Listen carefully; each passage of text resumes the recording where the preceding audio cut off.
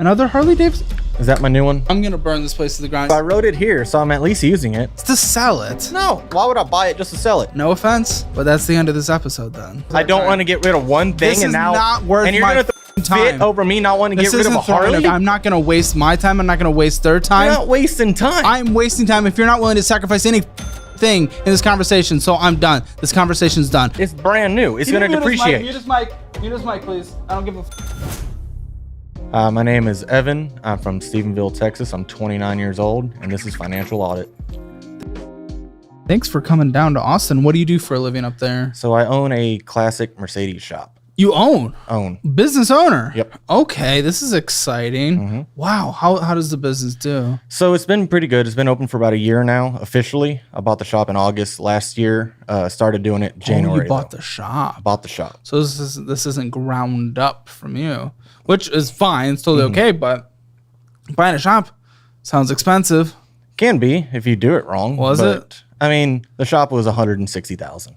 Okay, that sounds crazy as I think. put down $15,000, and how was the shop doing before you bought it? So no, it was just an empty shop.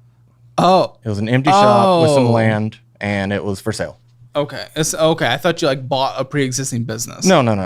Okay, Build it from the ground up. There we go. Okay, very cool. Okay, now if it is so successful and all that stuff. I mean, I think there's a loan in here that's like 200% interest. You know, there's like some of the more wild debts that exist for people to take out.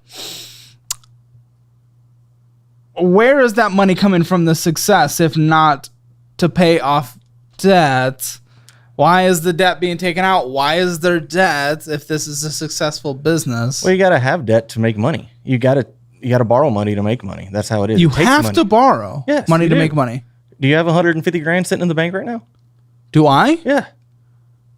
Not do 99% for taxes, of the world? Yes. Okay. Do 99% of the world have 150 grand sitting in the bank to just throw it into a business that may or may not work? Oh, that's what you're saying. Upfront costs to the business. Yeah. Okay. Well, there's nothing wrong with necessarily taking out like a small business loan. There's some good opportunities. Again, you have a 200% loan. I don't think that's what we're talking about. What loan's 200%? I don't have one at 200. We'll go over it. It's only a couple in.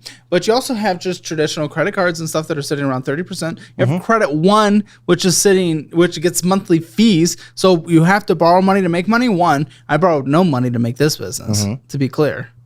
Okay. But you don't have to borrow money to make money. Some experts will say otherwise. So this business doesn't exist. I'm not saying yours. I'm saying other businesses. You have to. You said have to. In my world, yes. Have to. As in there's literally no other option. Well, let's see. You're going to love this. I had no job, and I took out the loan for the business so I could make more money. I couldn't just make 150 grand appear out of nowhere. Again, I'm not against appropriate leverage in certain situations, and it may have worked in your situation, but you're saying you have to. It's you have to borrow to make money. Yes, I did. You. Yes. Not everyone. Okay. So let's not generalize it. Yes, I had to borrow. You said you have to. That's what you said. Okay. I'm going off of your words. Okay. Well, for me, yes, I did have to borrow money. Maybe not everybody has to, but that's maybe what, 1% What did you of the borrow? world? Like a small business loan? Yes, we can do that. But again, there's Credit One credit cards in here. Yes, those were before. Okay. Yeah. So that's not we have to borrow money type of debt. Again, we could even a personal loan. Like the interest rates aren't fantastic, but that's something that we can potentially think about if needed to expand a certain area or different business loans. There's, I take out, as long as the interest rates make sense and the math makes sense, I take out leverage on real estate. But that's because, that's often the best way to take advantage of real estate. You get something that's at $400,000. And if it's appreciating like 6% a year, even though you have like $80,000 into it, that $400,000 is still what's appreciating at that 6% a year. So there's lots of good ways to take advantage of leverage. But again, this is a big pile of stupid. Well, yeah, but a lot of that has only started before the shop. It started before the shop. But if it was successful, why hasn't it been paid off? Who said I was successful? You said it's been a successful shop. Well, I haven't gone under. So that's the value of success? Okay. Success is being able, in my opinion, success is being able to do what you love and enjoy doing it and being able to just live comfortably. That's Everyone would love to have a Ferrari or be able to travel the world, do whatever. Hold on. Of course, everyone loves big difference between owning a Ferrari and just literally not having credit cards. No one in the world said what your definition that you just said right there isn't success. I would also define that as success. But you're saying living comfortably, you're having debt that you're not able to pay off. That's not living comfortably. Well, I am paying it off. It's just taking time. Maybe I should pay it off better. Yeah, it's going to take literal decades. Well, yeah, if I do minimum payments, which is what oftentimes you do. Yeah. While also spending on them. Well, maybe, but I haven't spent on them lately. Incorrect. I have your most recent statements. You do, and I haven't spent on them lately. Well, what's lately? A year or 3 days? Lately? This is your most recent statement, so this would be lately. It's your only available proof that you can print off and show lately. It's the most recent thing, so that's lately. Okay, well, we'll see what it says, but I have not spent on them lately. I really haven't. I'll tell you what it says. All right. $41 is spending on the first credit card. Lately. Credit one? Mm-hmm. Okay. Yeah, I know you lately spent $41 on that credit card. There's only about 1,000 more credit cards to go through. There are, yeah. So I'd say you did spend on... I don't remember why would you even say that? I'm so confused. I didn't remember it. You're combative. Okay, this is interesting. All right. I don't get why even say that, though, if that's just objectively not true. So I did not realize I did spend on it in the last month. Okay, but there's also more cards you spent on. Well, we're not talking about the more. We're talking about that one. We were talking about credit cards in general, buddy. Okay, well, you said credit one, right? Okay. Not credit cards. You said credit one. Okay, fine. So we're hitting on the credit one. Even credit one you spent on. So. Okay. So I spent on credit one. So it doesn't matter. Okay, regardless, it is what it is. It is what it is? It is what it is. So that's how we can't change history, just focus on the future. Exactly, but you're not focusing on the future because you're only making minimum monthly payments and still spending on the cards that are accruing interest that you're not paying off. So you're not focusing on the future. So what you're talking about? I haven't focused on those, but I focused on other things. What? So my ASEMA and my Affirm, I have focused on those. I've made more payments on those. My Harbor Freight, I've made more on those. Yes, I have Affirm. Okay. Yeah. Cool. You're easily triggered, aren't you? So am I. It's okay. So am I. I get it. I can get heated quickly. I'm a competitive little boy in different things. Notice. Play me a game in Mario Kart and I'll be freaking out. You probably would. Yeah. That'd be interesting.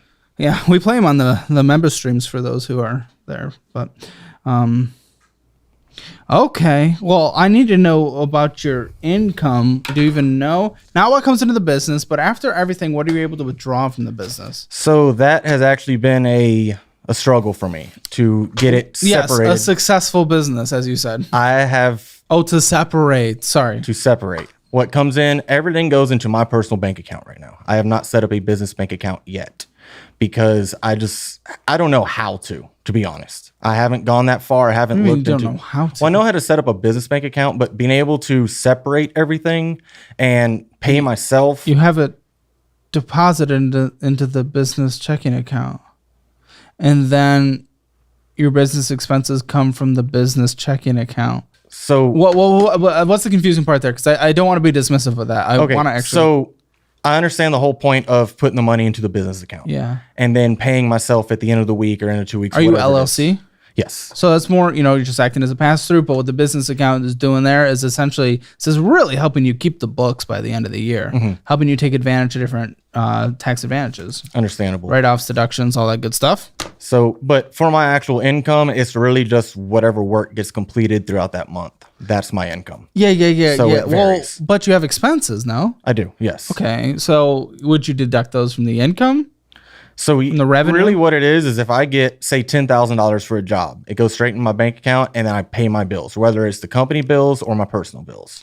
Whoa, what is this VA benefits? That's like $9,000. It's $1,200 or $1,900 a month, every month. The $9,000 was a back pay for them back paying me. What is this? Is this disability? Yes. There is not one veteran that has been on the show that does not have disability, by the way. Yeah. So does every veteran in the world that you know have disability? As far as I know, except for my grandfather for some reason. But okay. Can I ask what happened? For myself, Yeah. just basic stuff. Yeah, I don't need details. I was just curious. Hey, I just become more and more curious because this is every single veteran on the show is on some form of disability. Yeah. Which totally down for if something happened. Yeah. I'm not against that, but it's making me more and more curious every single time. Well, I understand. And I mean, if we get on it, it's probably because they have to go through a whole system. It takes like 6 to 8 months most of the time. They do their research, see what did happen in the military, and then Sure. they give it to you or they don't. Sure. So $1,800 a month for that, but there was some back pay. Yes. Okay, Zell in. Is Zell from the business? Zell is from business. Okay, 7,614. I don't remember. Does it say from who? Or sorry, this what? is just total numbers, but as we go through the accounts, we can see. But there was a total zelling in. Okay, that was more than likely all income to the business. To the business. Yes. So you get paid through Zelle. Zelle. Okay. PayPal, and then cash. Oh, PayPal, cash. Okay, let's see. Yeah, Cash App 340. Would that be business as well? More than likely not. Okay, that's all personal. But PayPal is 2,696. Yep, that was. Then cash deposit was 4,500. Yes. Okay. And then there's a remote deposit of 166, or across the board. Could have been a check. A bit for business. Yes. Right, ATM deposit of $16. I get lottery. You won the lottery. Yeah, I won a little bit of money. A little bit of money. How much did you put into it? I'm about broken even. If I'm being honest. I've put in about 3. Better than most. 3. Better than most. Okay, so I'm gonna add up this business income. Okay. Now, big question here. What was your start date of the business? August 14th of last year. Okay. How'd taxes go last year? I made $19,000.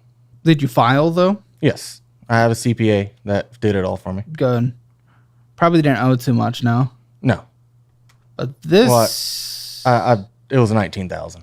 But this year, are you saving up the necessary money to pay the taxes? Because, again, I mean, that last month shows business revenue, if that is all accurate, of $14,976.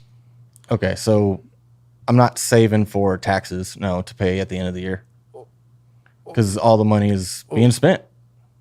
Okay, if it's all being spent on business, you might be okay there. But is it all being spent on business and what the IRS will define as business expenses? More than likely, no. Okay, well, then you don't have an excuse, and the IRS is not going to be happy with that, and they're going to come after you. And I'll deal with that whenever I get there.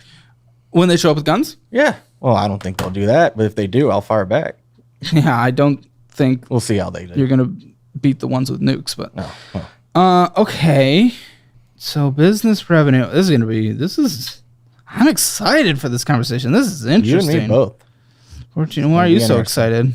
I'd like to see how this goes. $14,976.72. So I would want to see... Gosh. Probably at least because... If we're taking into account different deductions and everything... I mean, it's probably safe to say 30% on a monthly basis. So this last month, I would have want to see you set aside about $4,493. Now, do you know how much was spent on the business last month? So the shop every month is $1,500. Okay. And then I have electrical, which comes out to about $300 a month. Okay. Internet, $130. I do have an employee. I pay him $650 a week, flat. Flat, okay. Yes. Go out to eat every day. Take him out to eat for lunch. You just said you don't have money. Well, I do to go out to eat, which is more important than losing your business. Most people die if they don't eat. It's obvious. Was the VA disability for losing half a brain? I didn't have it whenever I went in. Huh? What? You know how to put meat between 2 slices of bread, buddy. Yeah. You don't have to go out to eat every day. You don't, but it's nice to. But it's nice to, but you just said most people die if they don't eat. Don't be dumb. Don't be a dumb what? Have you never made a meal in your life? I've made multiple Okay, then you can bring them for the work. Employee. I'm not going to count the eating out. What else? Tools, $200 a week through Snap-on. Is that a debt? It is a debt. Okay. It's a truck debt, though. It's not financed.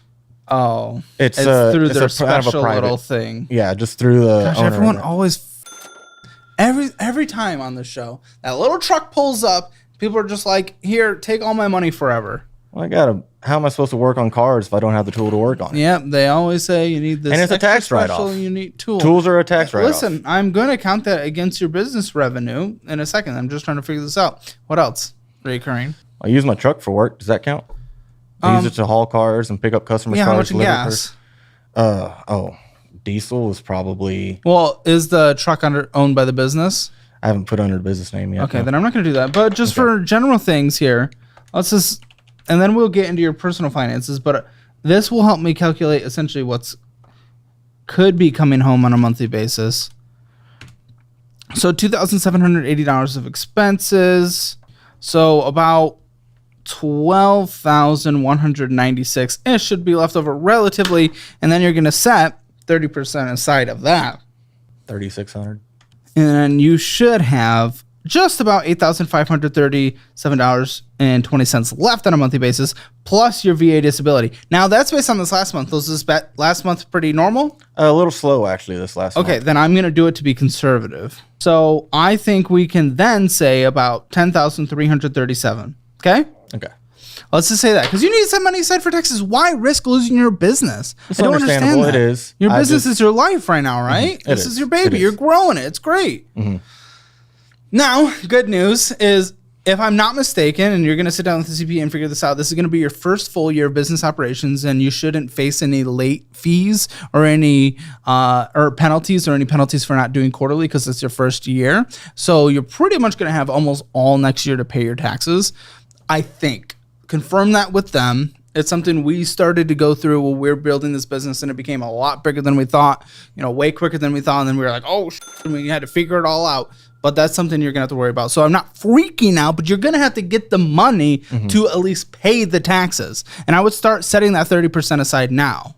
So Okay. I guess on that note, I do go to the comptroller website every month on the 19th. I have it set. Okay. And I pull what taxes I made through my shop system, and I make that payment for just what labor, because I charge tax only on labor. Oh, And I pay that every month towards my taxes, if that makes sense, so the comptroller.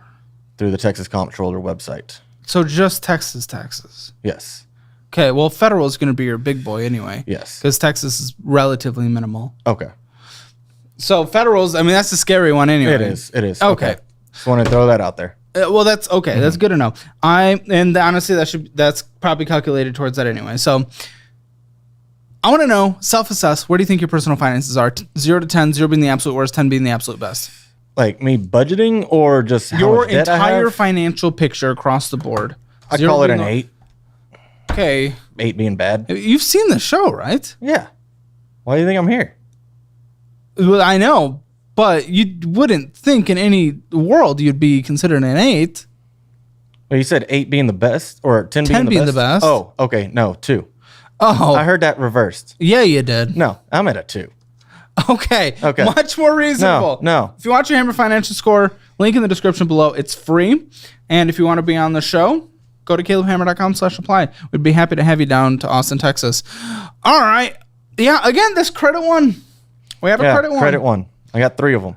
Why'd you open credit one? Because I didn't do my research and they approved me. Yeah, they will approve anyone. I learned. Basically. I learned.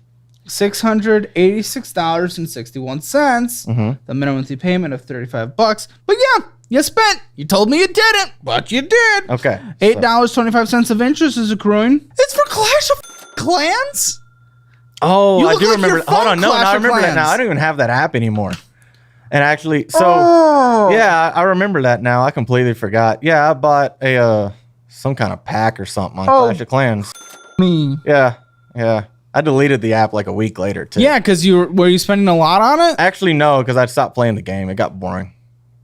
Oh, me. 2 Clash of Clans. Yeah. And then Adobe Acrobat. Using that for the business? Yes, actually, We I did want have to to go open that through up. this through the business, though, to help you when you're doing the books, man. Got you. Plus, it's not helping anyway because this is going on a car that you're not paying off that's accruing interest. And it's not like it's horrifically far from the entire credit limit on that card anyway. What is the limit on that one? Because we got 3. $950 on this one. $950. You know, another thing about you not managing your finances right, you not even being prepared for tax season next year, and guess what? We're entering Q4 here in a second. Yep. You have an employee, and he depends on you, and you f this up, and then your employee's and it's your fault. Yes, 100%. So nonchalant. What? If you cared about you to be doing something, you'd be a big boy right now. You'd be What a am I doing here? adult. I'm here. This is not. No. No. That is what every single person says to try to get out of any kind of pushback when they sit in that chair. No, you're here. That's what everyone comes here for, is to go through their finances. I know, but you've done nothing this entire year to prepare for taxes. I have not. The way I do my taxes is I send my 12 bank statements to my CPA. He does my taxes and done. How much do you have in savings? It's not going to be done this year. Last year, you didn't make anything. This month, you made half of what you made last year, and it's a slow month. So it's going to be completely different. It's not I send my CPA and it's done. No, you're going to be writing a big check. So, with money you don't have. Yes. Money I don't have. Right now, I got about $3,000. And then your employees, their livelihood. He'll be taken care You of. have any kids? You have a spouse? Nope. Okay. Well, he'll be taken care of with what? You don't have any money. What are you talking about? I'll get the money. I'll make the money. I'll work harder, get the money. Not through the business. It'll be taken from you. Not really, because I'll just work and get everything paid off. I'll get the taxes paid. I'll work, so take at the that money point, and pay what it. you're saying is telling the IRS after every avenue is already gone through that are essentially potentially penalty free for being a first year business. Once that's all gone, then you start going into like IRS debt, and you're saying you're going to pay that off. 25% IRS debt. So it's going to put you in a deeper and deeper hole, because you're going to start paying that, and to pay that, you're not going to be saving up for the next year's taxes, and then it just gets man. You don't understand the danger of this. You really don't. Listen, I'm a new young business. We're the same age. We're the same age. Young business owners, young businesses that are both growing pretty quick, and we've both been successful. And this is awesome. I love this. This is great. But there are so many people out there that have completely thrown this away by up. It was one of the first things that once we were like, oh, this is a real business, we put money and time into figuring it out, because it is necessary for the longevity of the business. And you're just around, and that's scary. It is. And I have to agree. Yes, I haven't dug into it as well as I should have, but I don't know. I haven't been able to figure out the what to do, the steps on how to build a business. Well, let's go through and let's figure it out, man. 29.24%. I mean, first thing to do on just your first personal thing is you're going through this. I need you to budget. Your business should have a budget. We don't have anything for business related stuff, at least at this time. But at least for now, we can get you in our budgeting class. Go through it. Take all the quizzes. Go through the education. Build your budget. Manage it. Go through the investing one as well. You get it for free by being a guest on the show. You guys can get it 15% discount bundled. Link in the description below. But go through that.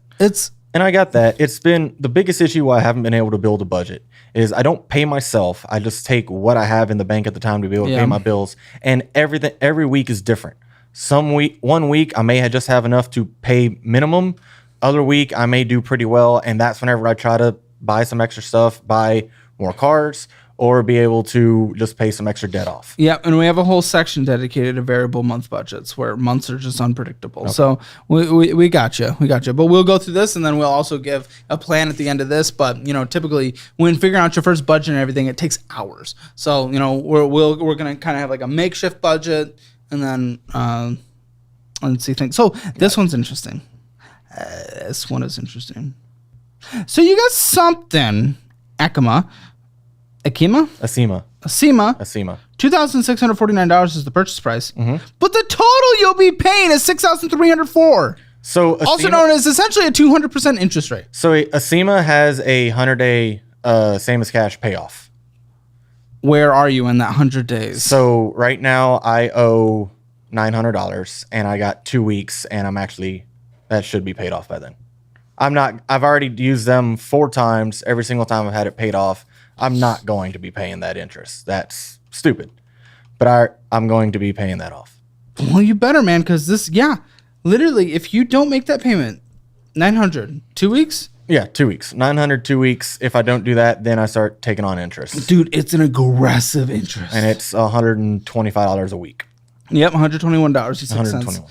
It's just crazy, man. But you still took this out and you took on the risk. So I am glad that you're close to paying it off. And, if everything goes well, we should be doing that. But you still took this out. Yes, I had to get a set of tires. Immense, huh? I had to get tires for my truck. I know, but even a credit card would have been better because what you put on yourself is if some job for some reason just dried up for a couple weeks, you would have been with a 200% interest. And I never looked at it that way because my mindset was I'll have it paid off by the 100 days. Of course. That's how they get you. And you're actually potentially, most likely I'm going to say, actually win this. But you have put an immense risk over your head with this. And I probably should have looked at it that way. Well, that just makes me a little more afraid for the future. You can't get into things like this, man. This, again, if we're talking about keeping your business surviving, these are things, if we start going down these paths, that will f*** your business, man. They'll f*** you. Okay. I got nothing to say on it. I mean, it's. I feel like that one's under control. So far. I think it still will be. But again, take those out. How many more times? When's the time it's not under control? When's the time something happens? When's the time you get injured or there's like an infestation at the shop or something and then businesses can't be done? Life happens. Things change. Dude, life is crazy, man. Okay. Medical emergency in the family and you have to travel. You never know. You never know. Harbor Freight. Love my what tools. What do we get? Yeah? Tools, and more tools. Are you working to get tools or are you getting tools to do work? Because it feels like the first. A little bit of both. Yeah. It's always in that industry, man. People are just almost more obsessed with the tools than the work. I do see that. I do like my tools. I try not to. It's fun, but. It is. I try not to go overboard and get like $50,000 in debt on tools. But let's just have the business running and humming and taxes paid. Like I said, I have to have the tools to keep the business running. Yeah, but come on. Every single tool, you think that was the exact tool, version, model, everything, brand that you needed to get, and there was nothing cheaper in the entire world if you're being realistic. What do you mean nothing cheaper? I went to Harbor Freight. It is cheaper. It's the cheapest. Well, I could have gone to Snap-on and get a set of wrenches for $500. Well, I was going to say, but you have done the truck. I have, yes, because they do have some better tools. I get better tools on Snap-on, but you've got a lot of every tool. But confirm with me right now, 100%. Every single tool that you've gotten, every single tool is 100% necessary. Yes. Okay. Yes. Listen, I'm not there. I don't see it, but we've had people just like you on this show, and that has never been the case. I'm going to take your word for it. I buy the tools as I need them. If I need that tool and it stops the job for today, I go that night, pick up the tool, and then come back and finish the job. Okay. I'm going to take your word for it. Because I'm just not there. There's no provable. But. I mean, tools are a requirement for the business. You got to have it. But again, most people get tools they don't need or more expensive than they need. Okay. I'm not some people. I'm me. And I get the tools that I need. Yeah, you have 3 Credit One cards and you take out 200% interest rate loans. So that's the person I trust with financial decisions. Yeah. That is you. You're right. Other people do not do those Welcome things. to the show. $69 purchases. Also, reminder, you saying you don't purchase on credit cards. Interest rate, $33.16. Minimum monthly payment, $46. So why are we purchasing on a card that we can't pay off? I mean, I do pay on it. You don't pay off. I don't pay off, no, because I keep reusing it. Yes, that was my question was why? That was literally what I just said, and I asked why. Why do you do this thing? Oh, because I do this thing. Well, what? I buy the tools so I can use them, and then I pay them off as I go. If I buy $100 tool, why on a credit card that you cannot pay off that is accruing interest instead of your cash flowing like $15,000 a month? You can get a tool. So I try to buy with cash a lot of times, but like a toolbox, I'm not wanting to drop all that money at once. I'd rather just put on the credit card and pay it off. Yeah, but you're accruing at 30% interest. So you're not getting the return even close that you're thinking by delaying it. Not even close. You're losing 30%. I'm not getting it to get a return. I'm not investing in it. Then what's the point? Pay it off at once then. If you're spreading it out, you're doing it to try to leverage some kind of return. That's why you would do it. It's not a return. It's a not dropping $1,000 on a toolbox at once. It's $250 a week or however I want to divide it up. Why not drop it off all at once? Maybe I don't have it. Okay, well that is different. I don't have the extra $1,000 to spend on the. Then again, you're not budgeting. You must not be budgeting in that case. Well, we already know you're not. But because you're not budgeting, we know your business's expenses are relatively low compared to your margins are good. So you should be able to do that. But you're doing stupid spending, which is why you can't afford to do it in cash. So you have to put it on a credit card. So maybe we look at it that way. I look at it as I needed a tool. I put it on the credit card, and sometimes maybe I'll pay it off. Why the fuck are you here? Please, for fuck's sake. Why are you sitting at this table? Why not? I mean, I'm here to talk about the finances and go over my stuff. Right? With what end goal? To be debt free and have a successful business. You're not listening to anything, or the complicated airflow might be getting its way into your ear, but you're not processing it. You're a defensive little stone. You're asking why don't just spend $1,000 on a toolbox? Why do I put it on a credit card? Yes. Because I don't have the $1,000 to spend on the toolbox at the time. No, I get that, and we just defined why, because you don't budget, even though your margins are good. So I know that. What else is there to explain? No, but you also said sometimes you just don't want to pay it all up front. That was another reason you gave. Yes. And because of that, I want to know why then, if you have the $1,000, then why would it make sense to lose 30% on it? I don't know, because I'd rather just keep the money in my pocket. The Harbor Freight card is for Harbor Freight, and I can use that $1,000 elsewhere money that you're for keeping maybe bills or gas or whatever. I can't spend the Harbor Freight credit card on gas, but I can spend my $1,000.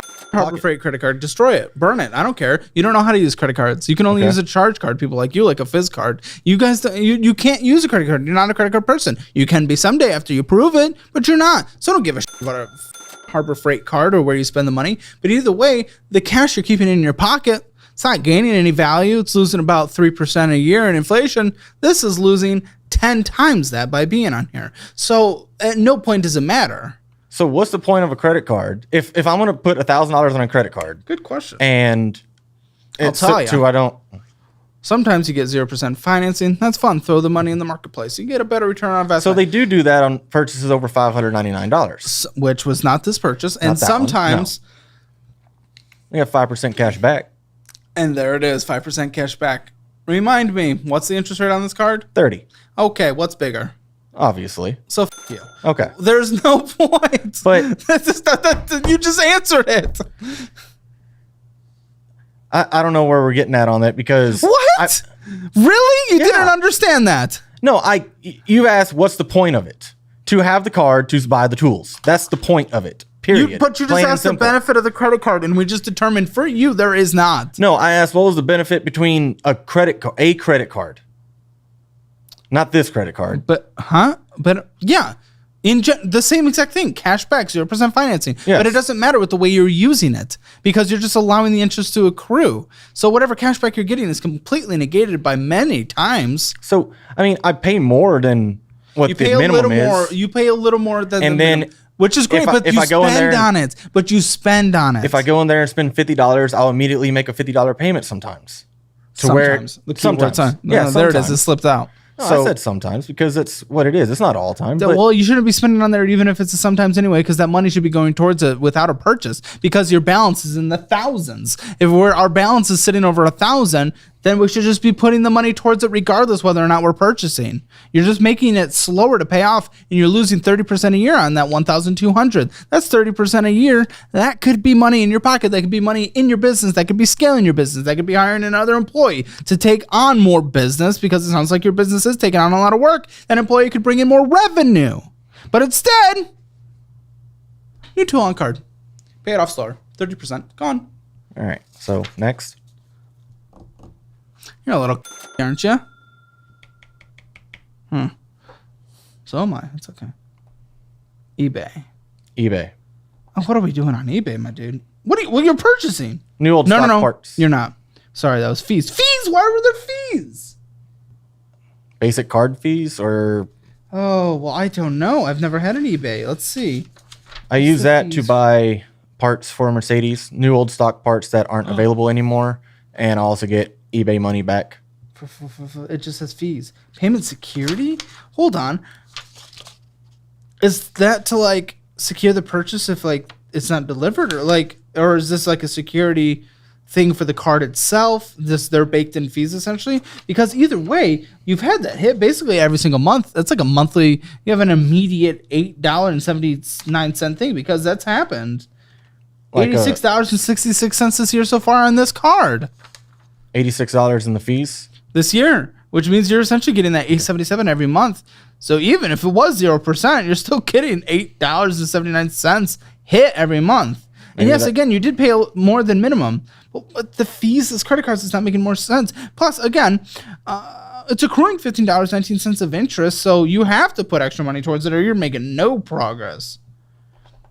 You're not getting any benefit from this card. I get eBay cash to buy more stuff on eBay. Is it more than 30% interest? Is it more than the extra fees added? That I don't know off the top of my head. No is the answer, or else they wouldn't be in business as a credit card. That makes sense. Oh my. Okay. All right. Just imagine, man, investing this money back in your business, scaling it, investing this money in like the S&P 500 in like a moo brokerage or anything like that. Yeah, I don't know how letting to do that grow. Do you not have any retirement? No. That's scary as well, because one thing I'm really focusing on personally myself, businesses, they can go up quickly like yours and mine have done. Wonderful. We're very blessed. It's incredible. Thanks to all of you. Love you guys. Like seriously. But it can also go in a moment. So you need to make sure you're just setting yourself up for success as well. So like investing or like retirement? Investing. Yeah, I haven't Both I haven't looked into any of that. Okay. I don't know how to. We might talk about that. Maybe we'll set you up with a financial advisor at Domain Money, one of our partners. Well, we'll figure that out. Okay, $30 minimum monthly payment. Balance $538.47. Again, fees and interest, but again, I am glad no purchases, but it's sitting at 29.24% interest rate. Should probably just get that paid off. You've spent $1,351.23 on this card this year. You've lost $73 in interest. Sorry, no, $88.53 in interest and $68.66 of fees on this card alone. That's one out of the many cards. $120. Okay. Discount tire lines up with all the other one. Tires for my trailer. Yeah, 0%. Certainly can't pay for things without getting the store card. 0%. For what happens on this card? What do you mean what happens on that card? In the future? Oh, if I reuse it? I don't know what you're at. What do you mean what happens on this card? You just keep paying your minimum monthly payments. What happens? Is it a 0% for a certain amount of time? Well, they're always 0% for a certain amount of time. Buddy. It takes 18 months to pay off with the way you're doing it. 1 month from next week, back interest that has been accruing this entire time will hit this card. Okay, so I didn't know that. Yeah. So they take the interest on the monthly balance and throw it all at once for the past however long it's been. Essentially, yep. In this case, because luckily the balance isn't huge, the deferred interest is $61.38, but it is still money. And that is just an example of what we're going through. Again, you have so much more life to live. Imagine that happens on a much bigger balance and you just don't know. Should probably read the fine print. Or just know what credit card you're getting. Or just not use credit cards. I thought I was getting a 0% on whatever that was. I didn't know it was for, I guess, 6 months is what I'm going to assume. So $362.32. Minimum monthly payment $30, but we did have to pay this. We need to do all of it. 175, right? Like twice now. You said it's in a month? Oh, it's in a month. You're right. We have to do the entire thing. Just get it all. Ooh, okay, so that's going to be a big attack immediately out of the gate. Plus, we've had $30 of fees this year so far. Have you had a late payment, or is that like the opening fee? I think it's opening fee. I haven't had a late payment because I have auto pay set up on it. Okay. Here, credit one again. So it's really, credit one's like almost as bad as you can get when it comes to credit I learned cards. that after I opened them up. Why are we opening credit cards? Let's go through that. Let's go back then. What were we doing? Why were we just opening credit cards? So during the time that I opened them, I didn't have the cash or cash flow, and I would open them to be able to just pay anything, whether it's fuel or bills or whatever. It was so I can just get a little bit extra money to be able to get through that tough time, because I couldn't make the money magically show up, but I was able to get. What were you doing for work? You said you were unemployed. This was during the last year, whenever I had kind of so January of last year is whenever I left working entirely. Why? Because I wanted to do my own business. Why didn't you leave it when you were ready to start? Because I was ready to start. But you didn't start until mid-year. I bought the shop in August. But you were working before then? Was it like going to people's places? I would do small jobs, mobile jobs, and I'd bought a ton of Mercedes parts, used parts and everything that are valuable, and I would resell them and make money that way. And during that time was whenever I'd open up the credit cards, because at some point I didn't have some of the extra money and I had to get by because I didn't actually have an income at all or a shop to make the money. Okay. So from January to August, I was doing mobile work and we just parts. need to kill these, man.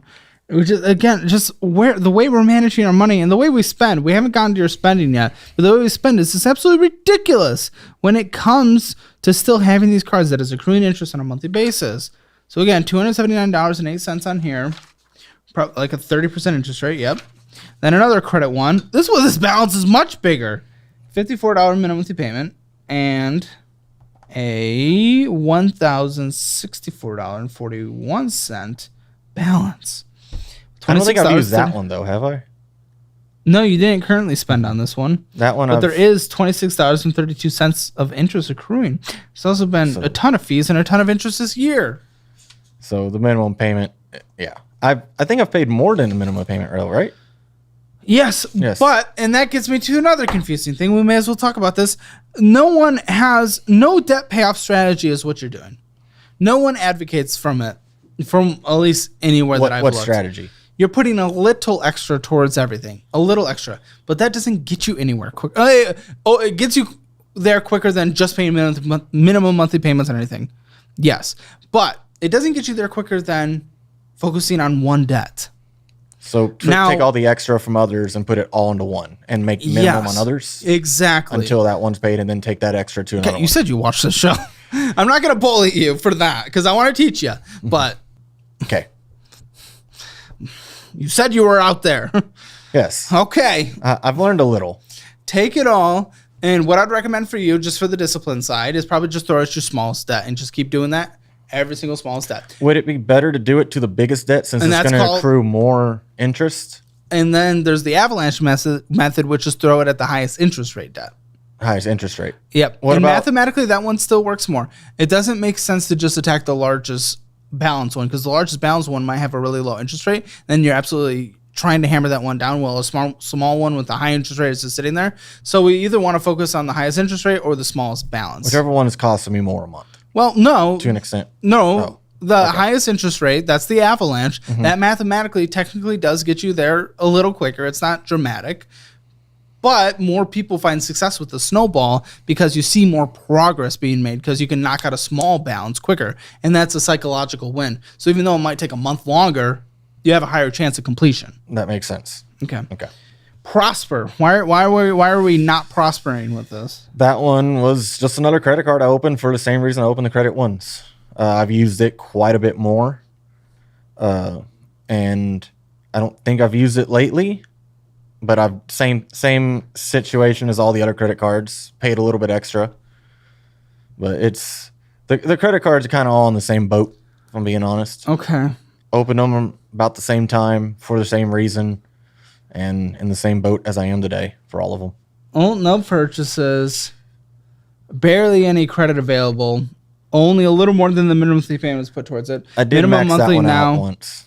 Minimum monthly now is $41, and it's currently sitting at $1,136.88. Yep. 7 years to pay off. Doing the minimum or doing the payment you did last time, it still takes 3 years to pay off. That's a 31.24% interest rate. Yeah. That's your worst yet, except for the 200%, but we're going to take care of that. $222. Now, mind you, we have to take care of that $900 in 2 weeks, but we also need to take care of that $362 in The 4 discount. weeks. So now it's starting to stack up before any punishments hit. And that's where life happens, and that's why it's risky to take out, because you didn't even know you had that back interest on that other card, and now we have 2 things we have to pay off instantly, which takes more money away from other things. And you accrued almost $500 in interest this year so far on there. CJC Off-Road. What is this? Front end parts from a truck. Okay. You owe $2,028.70. Yes. I can't tell what the minimum monthly payment is because you've made various amounts of payments. It's $130, if I'm not mistaken. Okay. Interest on this? I think it's about 30. 30%. Good. So We can get a Thorin 2003 to 2013 Ram 3500 track bar track bar and other items. I mean, it was ball joints and a lot of other. Gotta get parts your that I ball needed for the truck. joints. Well, got to keep the truck on the road so I can keep the business going. Yeah, well, Right? Well, yeah. I'm not against Everyone's it. got to repair their vehicle. I'm not against it. I'm just against the 30% interest rate loan on it when you have okay cash flow. Seat Geek. Do we need this to keep the truck on the road? No, but I don't work to live. I live to work, or I don't live to work. I work to live. Yeah. And I wanted to go see Slipknot. But you're doing neither of those right now. I am living right there. Yeah, but you haven't paid for it yet. Well, I just got them. Yeah, but you haven't paid for it yet. Well, no. The living that we're doing that I want you to do from the successful business is paid for. You're working to live is literally true because you are working to pay for your past living. You are literally forced to pay for something that's already been purchased because you finance everything in the world. Yeah, it's just, This is what we get to. This is what everyone gets to do. This is what everyone gets to do when you do it successfully. I'm still not just an absolute just blower of money, but one thing that's really exciting is I got to buy a friend a ticket to go to a football game in a few weeks at Texas versus Georgia. It's going to be like the biggest game in the regular season this year. Number 1, number 2. That's exciting. I get to do it because I've budgeted, I've made money make sense in life, and I'm not financing it in a way where I need to keep the business going in order to pay for a past event. so the idea on this was they were coming up in about a month, and I wanted to get the tickets for myself and 3 of my friends to go see them because we didn't know when. Did you pay for them or did they I pay paid for back? them. I paid for them. Did they pay back? No, I didn't ask them to. That was not part of the deal. I paid for their tickets. It's not like we have a 200% interest rate loan just sitting there. Oh, that's different.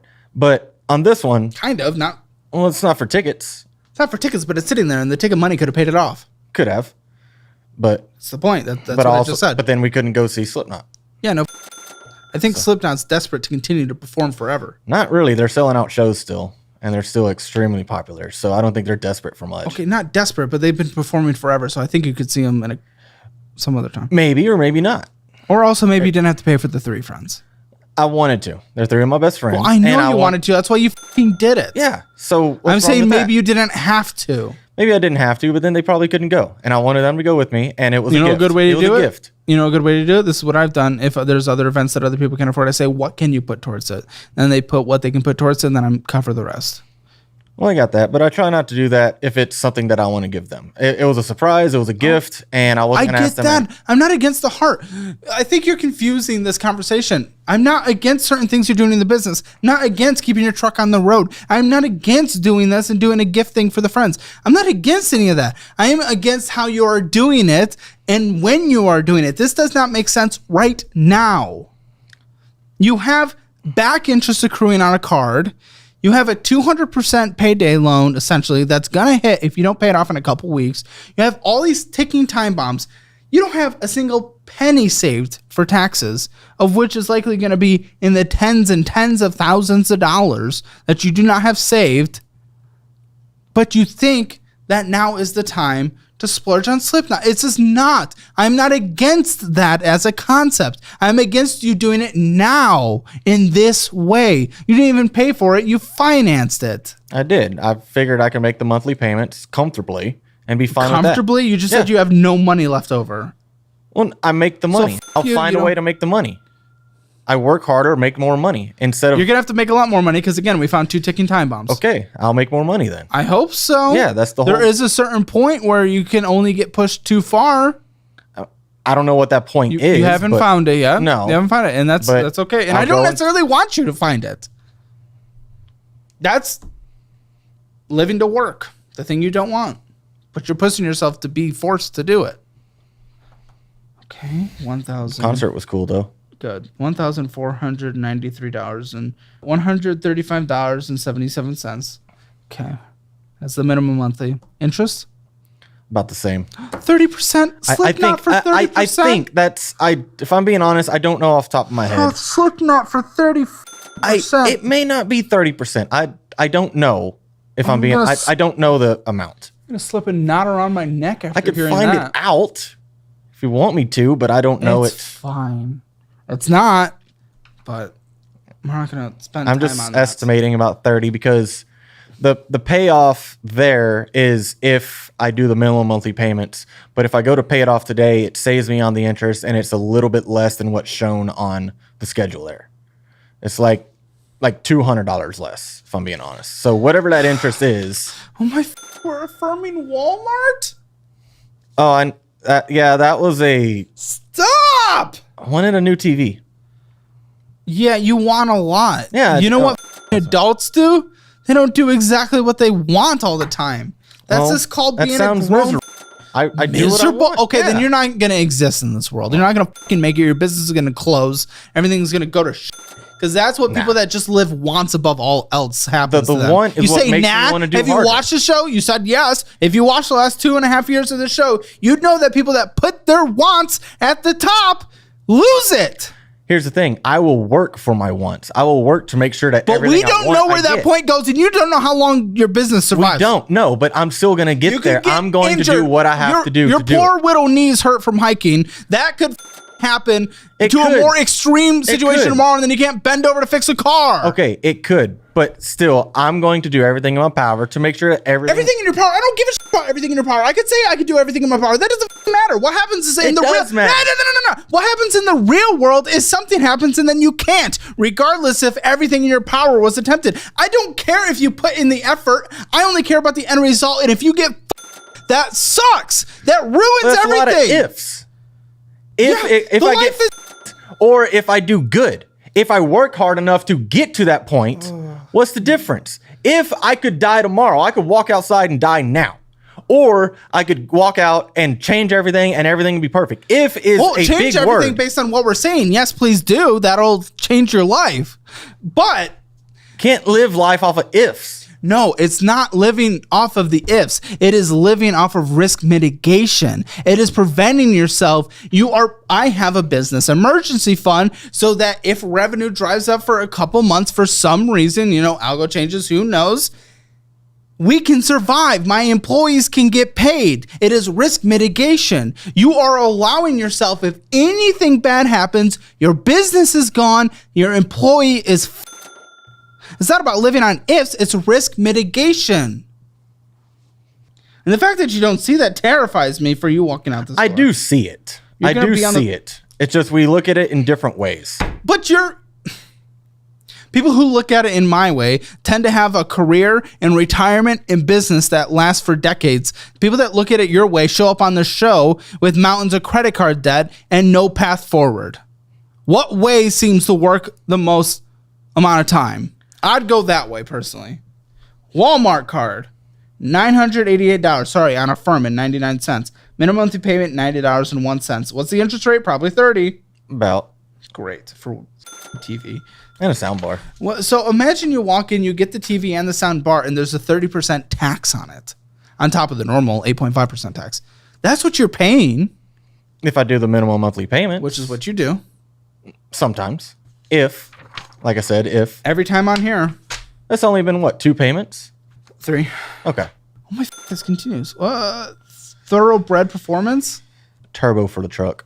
Turbo went out. Okay. Do you need turbo? It's a diesel. It requires the it? turbo. Okay. Yes. Gotcha. Not a diesel man, personally. Understandable. I prefer the more convenience of never having to stop at a gas station. I wish I could do that. Yeah. Everyone will get there once they realize how fun it is to drive. Oh, I think they're cool. I'm assuming you're talking about EVs. Yeah. I love them personally. I think the Cybertruck's awesome, but it's not Dude, it's hauling. so much fun to drive. It's not hauling the stuff that I haul, though. That's the biggest Is it not? issue. Doesn't it have like... I have a 3-car trailer that weighs 30,000 pounds. Okay. I wouldn't Tesla know. ain't doing that. Okay. So that's where diesel comes in. Maybe in the future, but not today. Yeah. Yeah, I'm not on the hauling game. Can't speak on it. But the Tesla semis look pretty cool. Instead of sitting behind a semi trying to get to 60 miles per hour for like 10 years. Look at the Edison semi. Generated diesel generator powering electric batteries. Being done in Canada. And it actually out-towed the Tesla semi by 65,000 pounds. That's wild. And it gets better fuel mileage. And it can run red diesel. Which is tax exempt. Is it flavored better? It's tax exempt. Okay. So because it's a generator, it's not an engine. That's cool though. So that's sick. just little piece of information. No, that's fun. I love it. I'm all into that. Okay, so we're sitting at $1,098.36 on here. 30%. Of course. $238.52 minimum payment. Yes. One of the months of the 4, you paid extra.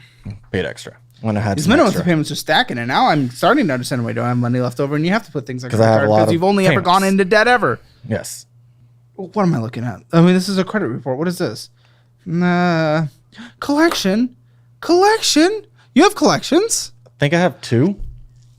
I have one small one that I have Is this tried a small to look one? into. 711. That's a small one. I don't remember what it was for because it just says complete credit solutions. So it's That's who it was whatever. sold to. Yeah. I don't remember who was it. It was 2. You don't remember? No, it was a while back. But it's only been on your collections for like a year, 5 months, Unless as far as it I was- can see. I'm not too sure, but Why do you allow things to go into collections anyway, man? that was bad decision making, and it's What was the decision making? not making the payments. Why? I didn't have the money at the time. So why I'd didn't you lost work a a job. job in between? My thought process is I don't want to work for $10 an hour when I can try to find a job that works better. So instead of me jumping over, I get the philosophy, but you just didn't pay your bills and it went into collections. So obviously that failed. I never not had a job for more than a month. Since the day I graduated high school, I've been working, and I think a month has been the longest I've ever went without a job. Well, it wouldn't have gone into collections of missing a month. I don't know what the reasoning was. I didn't make the payments. It went into collections. Well, the fact that you don't know what If I knew what it was originally for, I could probably elaborate on it more, but I don't remember what that collection was for. Would it not knowing why you stopped making the payments make you a little more afraid for the future? Oh, it sucks. I agree. But I mean, if I don't know that is a whole different scenario than now. Now I am making my payments. I'm making even though it's a minimum monthly payment, I'm still making the payment, not letting it go to collections. What is Stanford Group and Associates? That one, what's the amount? Oh, this is also in That's collections. the big one. 3,614. Yeah. What was this for? I also don't remember. Oh, come on, man. That's a huge balance. You don't remember? I don't. I really don't. It may have been a AT&T account way back when that just recently went to it because I shut down my AT&T card, or not card. Now I'm not account. surprised you're taking out predatory loans to get it. Your credit must be It wasn't the best for a while. It's gotten better. What's better? I screwed it up in the Marines. What's better? Where are you? I'm at a 675. It's not good, but it ain't. Did you go overseas? No, never got to. Where are you stationed? Cherry Point, North Carolina. How's North Carolina? That's what I'd say too. Harley Davidson. Oh, so we're treating ourselves as well. Yeah, I like my toys. I like my cars, my trucks, my bikes. So Like I said, work to live. Yeah, but you're really living that. Yeah. Literally. Yeah. Like, again, you're literally just working to pay off your past things that you spent on fun. You're being forced to work. You're not working for your future living. Well, most people have automotive loans. You want to be most people. Well, no. Because But that's it's how a you said it common that we thing started. to have loans. An And because it's automotive common, loan. it's okay. Not that it's okay, but it's not bad either. Yes, it is. Not really. Yes, it is. What do you mean? It's a 72-month loan. Are you stupid? That's bad. Okay, it's bad, but it's You a just said it common wasn't? thing to have. Okay, so it's good. Because it's a common thing to have. So, Mid-ground. so what's the point of even saying that? Saying that what? It's a common thing to have. Like that excuses it. Because I feel like it's a common thing. It's Well, no shit. everyone What's the has point of auto saying loans. it? Everyone has auto What's the loans. point of saying It's that? not a credit card. It's an automotive loan for a vehicle.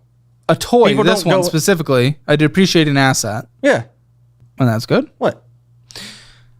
Because everyone has it, just like everyone has a credit card. Credit card balance. Because most everyone doesn't have an emergency fund. Most everyone doesn't have a proper retirement fund. Those are all okay because most people have it. I'm not Are saying you gonna it that really way. make me say the bridge thing? Oh, please don't. Because Come on. that's exactly where Come you're on. going, though. All right, let's have a little more fun. If everyone is sticking out their dicks, does that mean it's okay for you to do so? That sounds extreme. It does. That's the new Pretty version extreme. of boofing. Is it?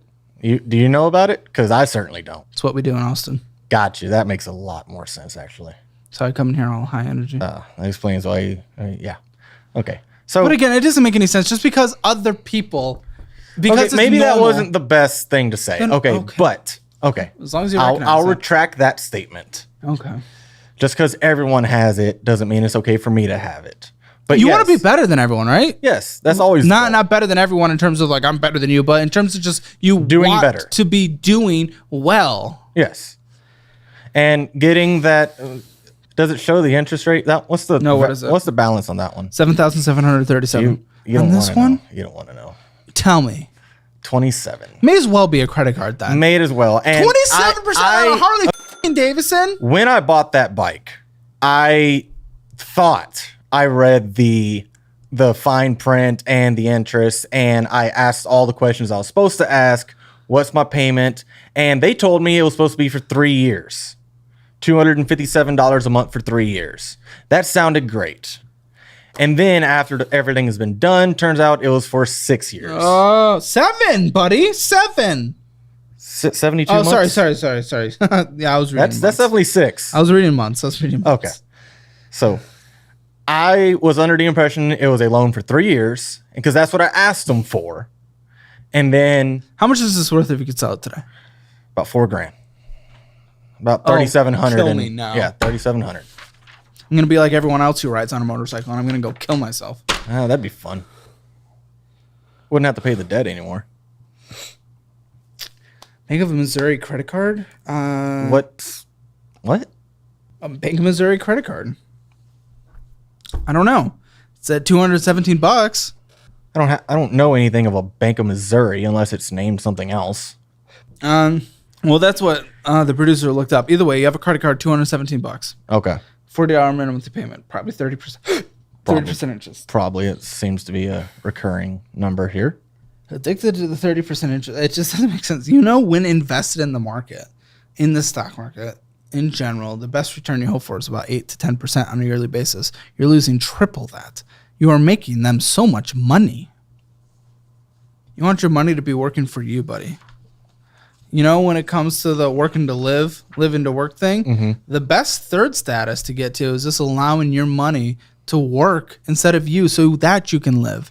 But you're doing the literal opposite. I would like to work to get there. I don't know how to make my money work for me because all I've ever done is work for the money. We'll talk about that. We need to talk about that. Does that say what it's to? No. Oh, that was another one. No, we go to the next one. Hold on, what is this? Oh, me. Is this a separate one? What am I seeing here? What is this? Milestone, maybe? M-Stone? Milestone credit card. Oh my gosh. Yeah. There is a Milestone credit card. You have... This is so I have crazy. a lot of credit cards. This is 2 days in a row, by the way. And I know the videos come out at different times, but you're just like breaking records. And I don't know what's happening, or is there something going around? This is insane. What's the minimum monthly payment for that? Off the top of my head, I don't know. I do about 50 though. I'll say 50. Yeah. Okay, Care credit card. We have a Care card. Oh, okay. $362. $30 minimum monthly. Probably 30%. Please don't spend on it. I can't see. What is this? $3,719 for what? Luckily, it's about to fall off. I'm not sure. What does it say? I'm not even going to put that one because that's going to fall off soon. But gee, for sake. By the time we're done with this, a lot of this is probably previously accrued from. So's this one. My gosh, Snap. Snap on. Snap on. That Why? wasn't that $3,000 there. No, that one was $1,100. Or wait. No, No, 3,030. no. But you don't know your number. Cons. If you read, right there it says cons. Cons. That's not this one. Oh, give me 1 second. Snap on credit right there. One second. Okay. So cons is 3,130. Yeah, the cons is 3. The Snap-on, I've never had one at that high. This is what happens when you cannot provide statements. We have to screenshot your credit report and try to make it. I can't get into my cons. Try to make it readable. Okay, and then, I mean, all these, they're like almost 7 years. So most of those were done back in the military. Okay, and I haven't paid on them because. Okay, why didn't you give us the Discover card of $832? That is actually not mine. That's my grandfather's. He put me on way back that when. Means you're on it though. I don't pay it. But if he put me on to help me build credit. If he has a classic grandpa moment and no longer lives. Mm-hmm. Oh, he has it covered. Okay. I can promise you. Why is it not paid off then? Because he uses it every single month. He pays it off at the end of every single month. Then it's just reporting a balance. Yes, in the that's middle all of the it month is. then. Another Harley Davidson. Is that my new one? That's my new road glide. I want to. Oh yeah. I'm gonna burn this place to the ground. No, you're getting it's like joy outside out of too. this. I wrote it here, so I'm at least using it. It's about a brand new road glide that I bought 2 months ago. Okay. It's not 27% interest. And what's the interest rate on this? That one is at 12%. Okay, let's go see what $30,000 to 12% looks like. Huh? Okay. Show me. Take me on a little tour of. Yeah, let's go. So what's the point of going into this debt? Because I guess it doesn't matter. You're gonna die. Well, that's all the end goal, right? Bike. Harley. You know, this is the first time I can say this in terms of the tours that we do. But I think it's pretty. Well, I appreciate it. I literally know nothing about bikes, so I have no idea. I understand why you don't at least wear a helmet. I probably should. I mean, got a nice 12.1-inch touchscreen with navigation. That's good. I mean, you're obnoxious every time you drive, but I am not. to everyone else. No, I'm not. You're loud I can still. promise you that I am not. You're not loud? No. Fire it up. That's stock factory exhaust. It's still loud. I'm yelling. Okay, it's a little loud, yes, but I have not changed it, and I don't plan to. I like that. I hate the loud, obnoxious. Did you recognize how you had to yell? To Okay. talk to me? People are trying to just exist, and then you know why cities are loud? Because of vehicles, not because of people. You can be in very populated cities, And the factories that and they build can Tesla? be, and they can be really And the factories quiet. that build Tesla? What? And all the factories that build Tesla? Have you What been are to you the saying? Tesla factory, how loud it is? It's not just a vehicle. Is that in the middle of a city? Well, no, it's in his own city that he Then built. what are you talking about? I'm saying the I'm only. saying factories in general. Cool, they're not in the middle of a city. A lot of factories are. Huh? Some factories are. Okay, this is what I'm saying. People are always like, cities are loud. Cities are not loud. The cars in the cities are loud. Cars Only and people American. No, not people. Buddy, I'm getting a house in a very walkable, very nice area, very busy area. There's almost no cars, a ton of people. It's quiet. It's peaceful. You can hear the birds. You go downtown, it's loud because people are driving their Harleys through it. Well, everyone's just trying to exist. You make places unlivable. Thank you. You should hear my truck. No thanks. Why did you get this if you already have the other one that's underwater at 30%? So, my stepdad has been paying on the other one. He's been making the monthly payment. Does he have it? Which is why I bought the other one. And then shortly after I bought the other one, he says he doesn't want to make the payment anymore. Well, I'll cross that out. So I bought that one thinking that other one has been covered, and now it is not. I'm currently in the process of finding someone to take over the payment of the other one to mitigate that issue. Who's going to take it over? Why would anyone want to take it over? They would want to sell it at the value of the car. Buy it at the value of the car. Some people will. $4,000. Some I guess people there will. are stupids out there. $655 minimum monthly payment. I don't even want to continue this. So stupid. Yeah. You know the answer to this? It's to sell it. No. Okay, then. Why would I buy it just to sell it? No offense, but that's the end of this episode then. Why? It's like the most basic thing, basic sacrifice. If you're not willing to sell a vehicle that is not your primary transportation device, there is no point of us having this conversation. Not willing to sacrifice, there is nothing. I'm willing to sacrifice. I'm willing to make the payments. No, that's so dumb. Why would I want to sell something that I just bought? Because it was stupid. It's a minimum monthly payment that is $655. Mm-hmm. It is at 12% interest, so nothing you're doing is beating that. Not beating what? The 12% interest? Yes. Or what do you mean nothing I'm doing? You're not getting a better return on your value in your money. Well, no, of course not. You don't whenever you buy something new. You take that risk whenever you buy it. There's plenty of new things that you can buy. Real estate. Not motorcycles, not You're cars. right, which is why I'm saying get rid of it. But why? Why don't I just make more money to be able to get it? That's what I would have supported. Make more money, buy it in cash. That's what I would have supported. That would have been great. You're not willing to do this. We didn't even get to the spending. Guys, I'm sorry. That's it. If you're not willing to change, it is not worth our time. No, it's not that. No. I don't want to get rid of one thing. This is not worth our time. I don't want to get rid of one thing. This is not worth and you're my gonna time. fit over me not wanting to get rid of a Harley? This is really? me. I'm not going to waste my time. I'm not going to waste their time. You're not wasting time. I'm wasting time if you're not willing to sacrifice any thing in this conversation. So I'm done. This conversation's done. We can film the post show for the members, but this conversation is done. The episode is done. I'm not kidding. There's no point. Okay? I don't get it. I really don't. I don't give a if I try to sell it, it's brand new. It's going to depreciate. Mute his mic. Mute his mic, please. I don't give a mute his mic. I don't care. I don't care. Hammer Financial Score. You. We'll do the post show.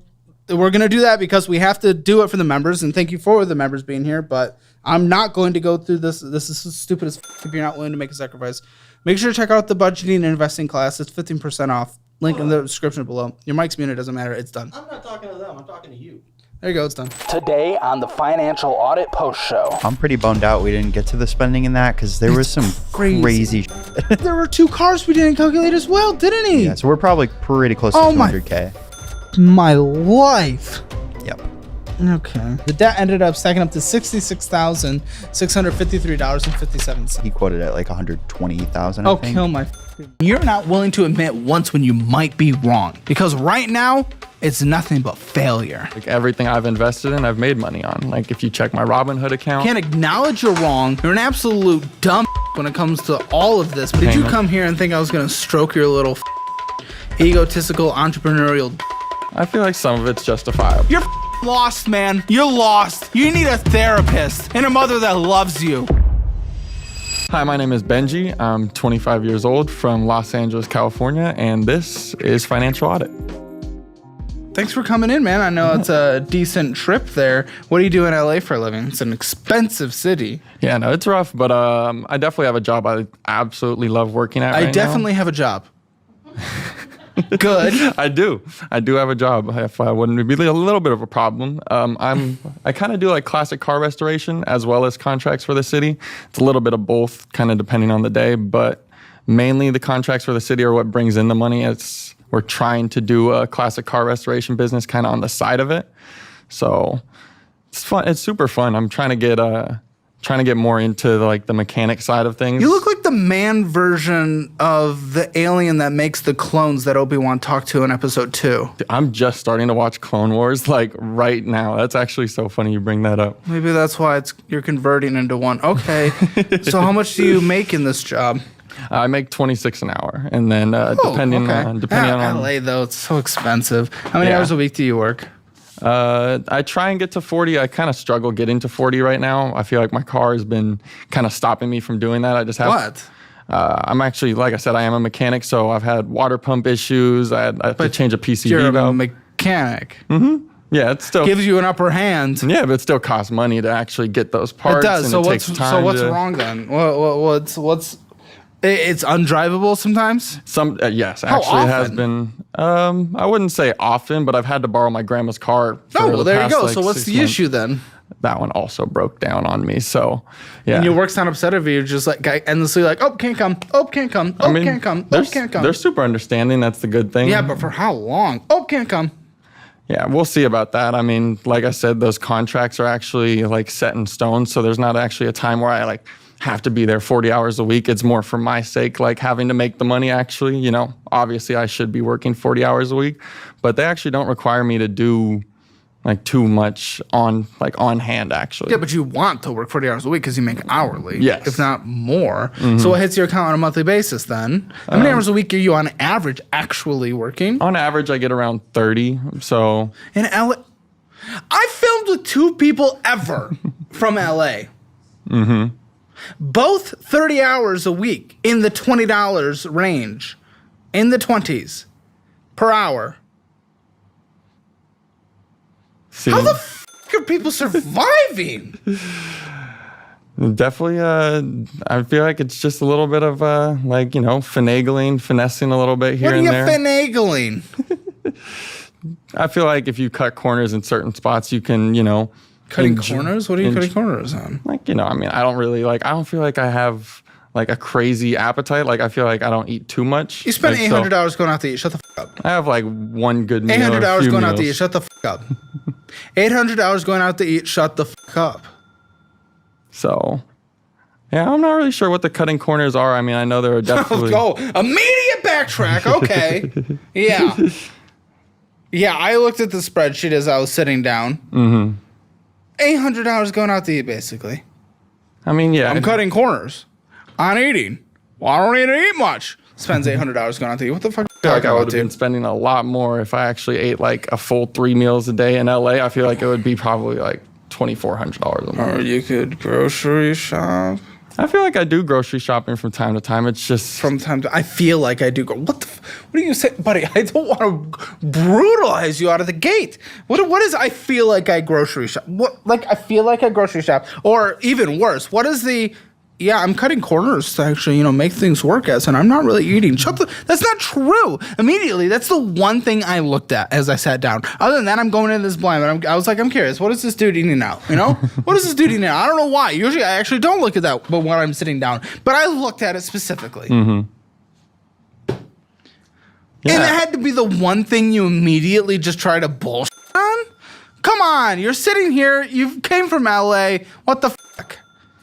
Yeah, I mean, I feel like food is one of the things that is like kind of like a, like you get a little bit of a excuse, a little bit of a pass on it. I was a chef, and I feel like it is like I can cook You were meals. a chef? I was a chef, yeah. I mean, Are we talking fucking Applebee's, or what are we doing I was here? at, You're 25. it was an Italian restaurant. I mean, if you want to actually know the name, I don't, but I'm assuming it's Olive Garden. It was not. It was fine dining. It was, I learned how to actually do proper prep and, make good quality food. But I feel Sure. like Which means you could cook at home is what I'm hearing. Versus I'm a chef, so that'll excuses me to go get McDonald's every day. it's the time that takes to actually make those meals. I feel like meal prep.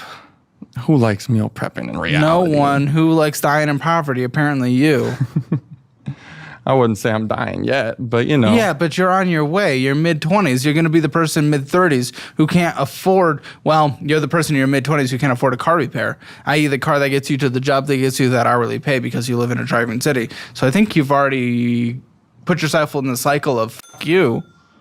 I don't think so. I feel like What? Oh, dude. I feel I feel like being on defensive man. Okay. I feel like being on the edge right there is like a smart thing to kind of, What? like Being on the edge of what? Like, I feel like living on the Permanent edge, edging. it's fun. It's kind of It's fun not being able to get to work. Hi, boss. I can't come in. I mean, that part's interesting, but it's, Yeah, you what have an to, edge. That's you so have to good. figure out at that point, like, oh, okay, my car broke down. Now I got to figure out how to make that extra money. How do I get a little side hustle going? How do I, Why make your life why make your life hard mode? I don't understand. I don't if it's think a video I game, put myself on like hard mode, but I feel like, you know. but you're saying just it's interesting, it's fun. No, what are you talking about? It's not fun to. Well, I'm assuming you probably spend more than you make on a monthly basis. You're on the show, so you probably do. I'm assuming you have a lot of bad debt. You do. Okay. Yeah, that's fun. What's your retirement? I feel like I don't have any retirement. Oh, so fun. I feel like it's a good challenge. Like, let's say, you know, It's a challenge, but you're not fucking trying to complete it. I would say that I am. I would say if I looked at myself from like a 2-year past standpoint to now, Why the fuck are you here, huh? I definitely feel like there's change that's possible, and I always feel like everyone's capable of change. So I definitely think, like I said, from 2 years to now, I have changed so much for sure. So Worse? no, for the better, absolutely for the better. Man, if I came on this show 2 years ago, it would have been terrible. I feel like I wouldn't even have known what to even. Cool. How much did you come spend up- last month? Last month, I would say probably like around 2,000 to 3,000. 2,000 Yeah. to 3,000. Okay. So what hits your account on a monthly basis? Let's start there. Yeah. I mean, what cash is being deposited, by the way? Because there's cash being deposited. So that was a Zelle payment, if I'm correct. Nope. That would be Zelle. What cash is being deposited? I'm not even really sure what that cash deposit is. Okay, I had $1,700 hitting your account from what looks like your income. What hits your account on a monthly basis with your income? Depends, like I said, on the range that Yes, I work. I'm an average guy. I would say like 2,400, something like that. Okay, 2,400. Let's say 2,400 hits your account on a monthly basis, and you think you spent 3,000. Yeah, about something like that. Okay, which is you improving. I feel like from before, absolutely. So we're gonna pat ourselves on the back for overspending by 600. Woo! I'm fucking destroying my life. But at least it's not. What?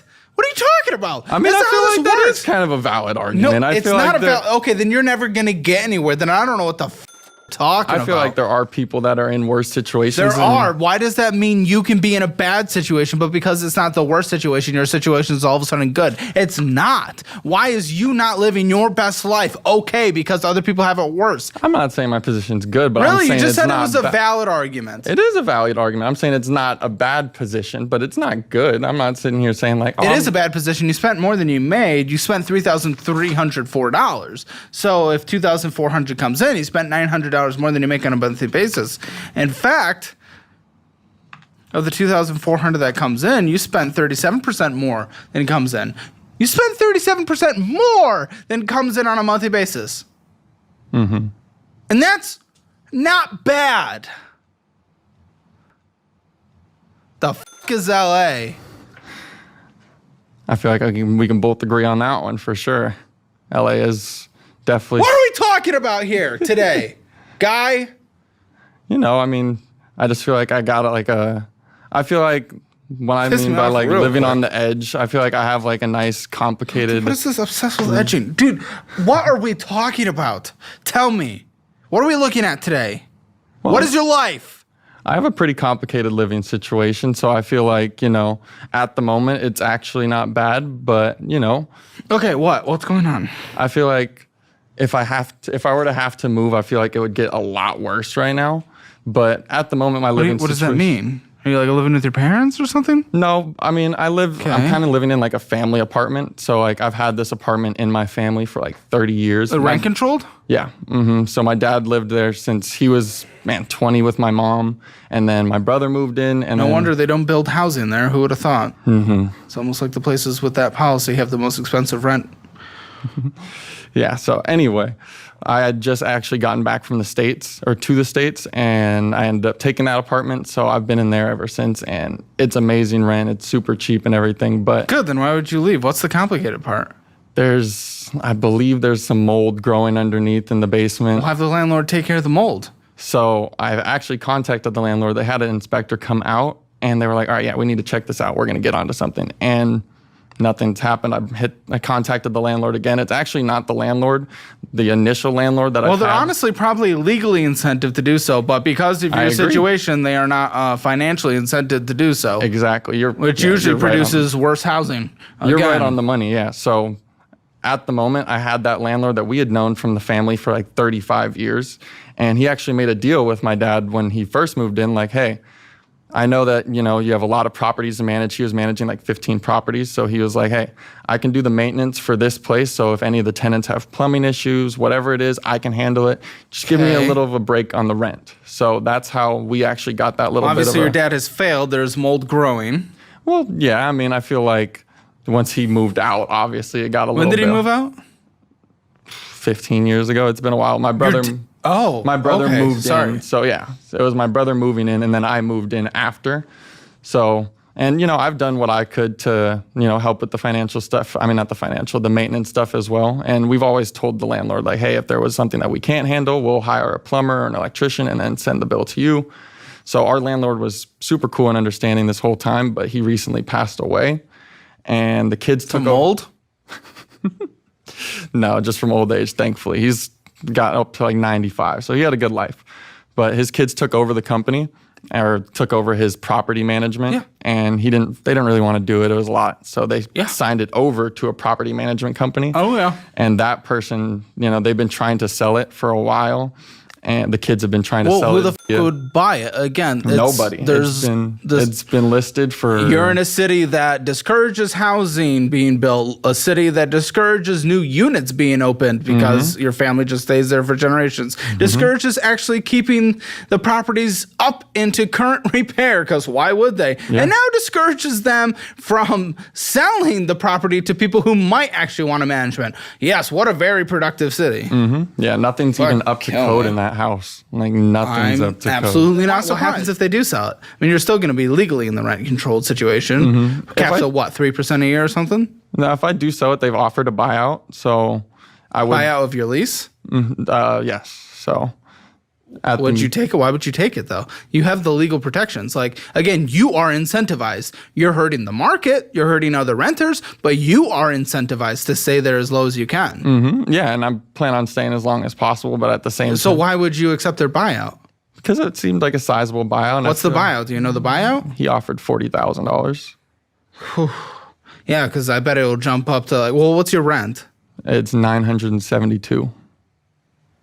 So it's the LA, cheapest rent you can get anywhere in LA. So they're kind of like, hey, you got mold in your basement, but the rent's $972. So you kind of just got to bite your tongue. But there's still legal obligations. Oh, I agree. And I'm sure if I had the knowledge and the skills to actually take legal action, I'm sure there would be something I could do. But 25-year-old living in LA, I'm not a lawyer. So what are you gonna do with the $40,000? How quick will that go, though? If you all of a sudden have to get like the median rent. We looked up 1-bedroom median rent for the episode we filmed for LA a little bit ago, and 1 bed for the LA Metro, meaning even the furthest edges. I don't know what part you live in, but it's $2,000. So that's, just the $40,000 divided by the $2,000. That gets you 20 months of rent. So, that helps. And they're telling me you apparently live in one of the nicest areas. So we're looking at like $2,600 for just something mid.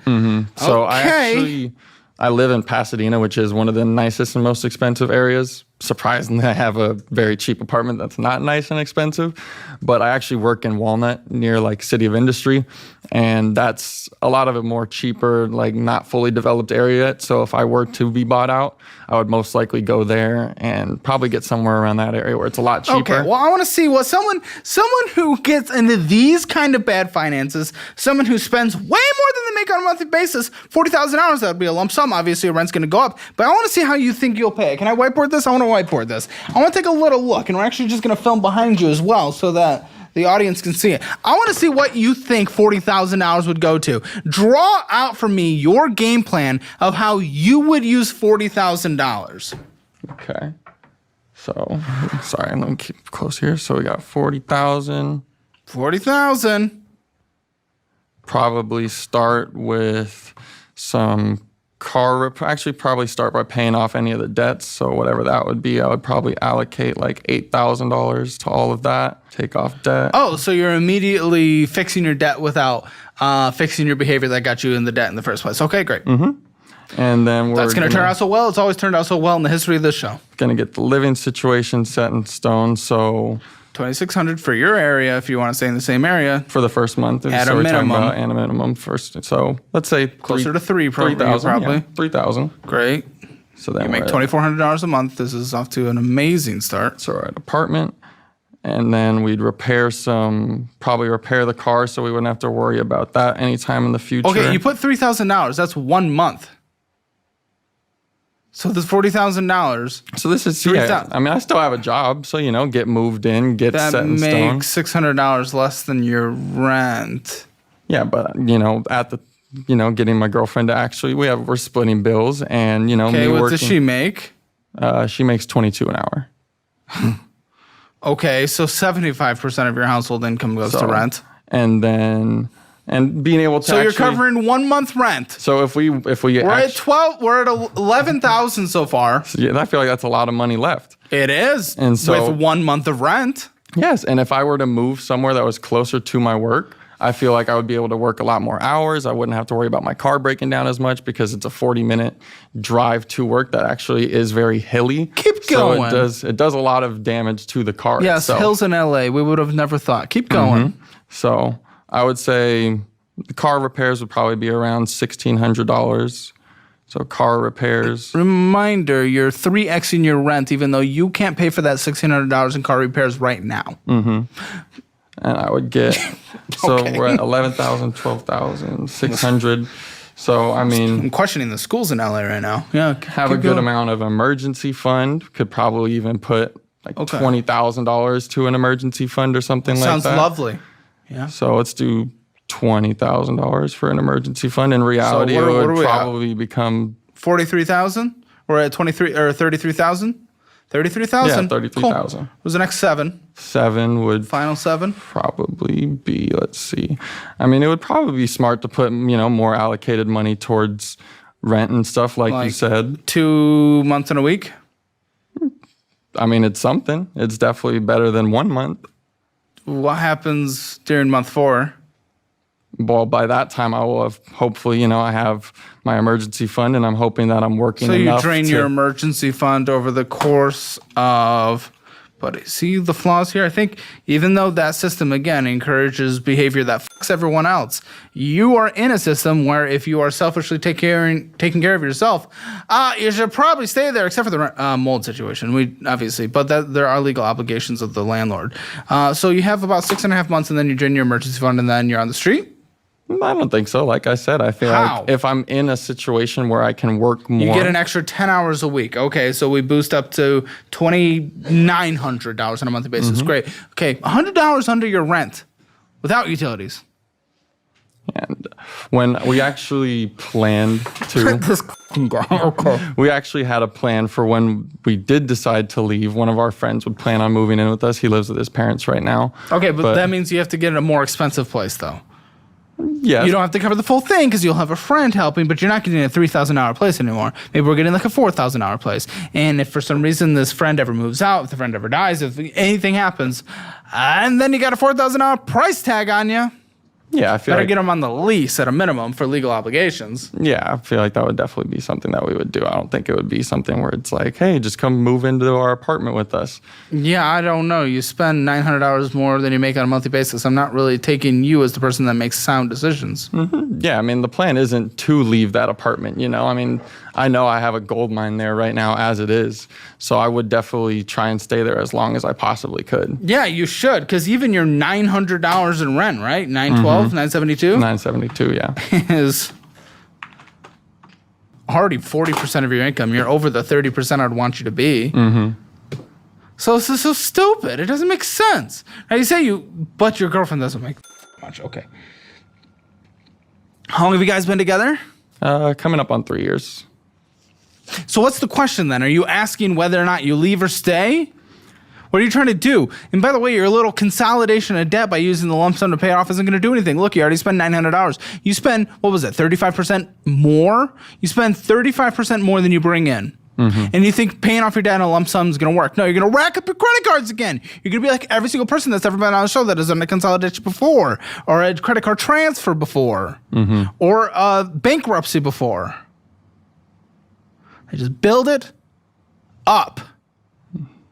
Yeah, like I said, I wouldn't plan on leaving there at all. So what are we talking about then? I'm happy where I'm at right there. I just, So what are we talking about then? I just not really, I don't know. I'm just set on, I feel like that's a good living situation. I feel like my job, Yes, and I agree. I feel like all that stuff is like. So what the f*** are we talking about? I definitely feel like everything I have is like right on the edge. And so you said, if stuff were to fall out, I definitely would be like in complete despair. I don't know why your company hasn't let you go yet. So yes, that is true. So yeah, I definitely think, trying to figure out exactly what, would be the best. The best in terms of what? In terms of, the next step of what the future would be and everything. Okay. Okay, so you might get let go from, who even knows? I don't know how they've kept you. This is the career you want to do, though. This is what we're sticking with? No, I definitely love it. And like I said, if it branched off into something, I would be super happy about that. But, what do you mean? If it were to be something that blew up and was like something where it was making tons of money. Blew up? You're a contractor. I'm not a contractor. I was signed on. We do contracts. Yeah. For the city, but I'm signed on. How are you gonna, if it blows up, how do you make this? So we're talking about from the classic car restoration side of things. If it were to blow up, if we were to get more clients doing that stuff, that would be a side of things I would be interested in doing. Because, sure, but why do you get the pot? Because I'm doing a lot of the work right now that is actually going into restoring those cars. And on your contract it says if it makes a lot of money, you get a percentage? Yes, on that part, but what I'm hoping for is those bosses really like me. So if it gets to the point where it does do something and they start to, get ready to retire, they could pass that company. Are they ready to retire? How old are they? They're getting close. Why would they pick you? They're both in their 50s. Neither of them have kids. They're business owners. They're not going to do the 59 and a half retirement. Trust me. They're definitely getting tired of it for sure. They've both moved out of California. They're both ready to live their, just high life and just chill. So if I were to get that business inherited, I would absolutely stay there. Why you? Because I'm the only one that's really working there, putting They in don't the have kids. most. They don't have family. No they kids. have nothing. No kids. They both have wives, but other than that, Why did I think they were together? I was very confused. Okay, that makes sense. But yeah, so if I were to get that company, and I would if love not, to then stay. what? If not, because you're banking a lot on that. If not, no, I'm trying to start my own company in kind of like the EDM world. So a company in EDM? Mm-hmm. So there's a lot of companies. Is that just fucking selling? Like, I don't know. What is a company in EDM? No, so, I feel like there was a huge untapped market in EDM with how much it's blowing up right now. You're right. There was 15 years ago. I feel like there still is a lot when it comes to stuff like artist interviews, when it comes to like lifestyle brands and stuff. Lifestyle brands. Oh, wow. We're getting a lot of just like terms. Mm-hmm. So I feel like not a lot of very narrow ideas. Okay. Not very honed in. Go ahead. Please continue. I'm very curious. But I feel like that. Please continue. I'm very curious. There's something I feel like untapped in that market. Sure, where tell a lot me of what it people, is. When I watch, for examples, when I was looking for, get to know more about the artists and get to know more about the scene, I feel like it is niche really artist. Not even niche. I feel like they're getting like the EDM scene starting to get more mainstream now to the point to where it is actually getting big. Yeah, but the niche artist, were you looking at a niche artist or a worldwide famous artist? And both of them. I feel like even with the worldwide famous artists. If the worldwide famous artist is not getting covered, then there's no market for them to get covered because trust me, it would have found itself by now. I definitely feel like there's coverage, but I feel like the way they're covering things. Cool. What would you do? I want to hear this because if this is your fallback, this is an important revenue stream, apparently. I need to be able to vet this. Mm-hmm. Please. So when you're looking at artist interviews and stuff right now, you're just looking at the most like rinsed out stuff. You actually don't even get to really know about anything about the artist, about the scene itself. So I want to hear what you would do. What yes. I would want to do is actually get into it like more on the ground. So have like a media team like at the festival grounds, at the shows. You have a team. That would be the goal. That would be the long-term goal. High upfront costs, sure. At the moment, I've been doing it all by myself, and I can do it myself. And Wait, you've been doing this? This is ongoing? Yes. Oh, yeah. Sick. How much have you made? Off of the actual YouTube itself. The business, the YouTube? So off of... Okay, so this is a channel. It's a channel, and as well as I have a website that sells Beautiful. merch. Business in total, what have you made and over how long? Probably been about 2 years. I've made probably like a couple thousand in profit, like 2,000 in profit. Okay, I don't know if this is a fallback. It's definitely something I've been Has putting the in business the works. proven itself? I don't know. I think so. I feel like 2,000 hours in 2 years, that's 1,000 hours a year. I feel like those have been strictly in clothing sales. And Buddy, this sounds like a hobby. I'm sorry. I feel like at the moment it is, but What's the your goal plan is for turning that into a whole business? Is getting more, trying to get more media credentials. So once I get, more of a populated, people actually knowing the name, getting the name out there. Okay, but you're talking chicken and egg. How do you get the name? Just by, going out there, going to shows, Okay. going out and talking to people and all that. I feel like I said, the clothing It brand. helps, but Yeah, I well, the feel clothing brand isn't. You don't get name from the. You need to be able to sell your clothing brand. and I've Again, that's made- chicken and egg. That's a I've made- brand clothing brand. I've made quite a lot of sales on the You made actual- 2,000 hours in 2 years. and I feel like that's on just one item itself, actually. So I've had quite a lot of orders. I feel like that was in strictly 2,000 profit. hours in 2 years. I feel like I said, I'm not trying to tear down this idea, but I also want to bring you to earth. Yeah, and I think every time I've worn my clothes in public, every time anyone's seen them, they're like, "Yo, those Is that are-" one? No, but Good. Thank. but they this is from Vans, so What's the this is a bestseller? pretty. It's kind of like a sweatshirt, obviously the movie Shrek. So it had the S from Shrek. You know how the S has the ears coming out? Yep. One said slut and Great. the Shrek font, and then the other one said daddy, and it had the Wonderful. font like that. So get to 10,000 hours in sales and have them copyright you. Yeah, it's possible, but do you see how many people are making those kind of knockoff You don't think t-shirts the all brands over try the to go place? make money or get a cut from it? I'm sure they do, but there's do. so many, and it's few and far between. I feel like it would be. Yeah, but if you're a big player, they'll go. You can make your couple $1,000, but in order to make a living off of it, yeah, they're going to want their piece. So I definitely think that was my most profitable sale. But So getting a people brand on, that you did not getting create, people okay. onto that website and looking at my other designs, then people would be like, "Oh, okay, this dude has some other cool designs. Let me try and." That's like me launching a YouTube channel. I take a Dave Ramsey clip, but I just Photoshop my face on it. I was like, look, I made a successful business. That's the thing. A lot of people are doing that now, and it works. Yes, but they will. Okay. All right, let's get into this money then. That's a scary career fallback because that's not a. You're gonna. You would have to. I'm okay with that. I love the entrepreneurial spirit. I'm okay with you pursuing this. It's gonna be more of a hobby, and then you turn it into a full-time thing. But as a fallback, that is very scary for a job you do not show up to reliably. So I don't know why I don't know why they keep you around. I'm just saying, in the risk of a not uberly low percent chance that they would let you go because you're not a reliable. If I wouldn't know, if I wake up and I wouldn't know if my employee's going to be there. They might be lazy. Sounds like they're on the way out. Maybe they don't care as much, but maybe the new person who would run it, who might not be you, would rather have a A player on their team instead of a D player. I'm just saying, that's a scary fallback.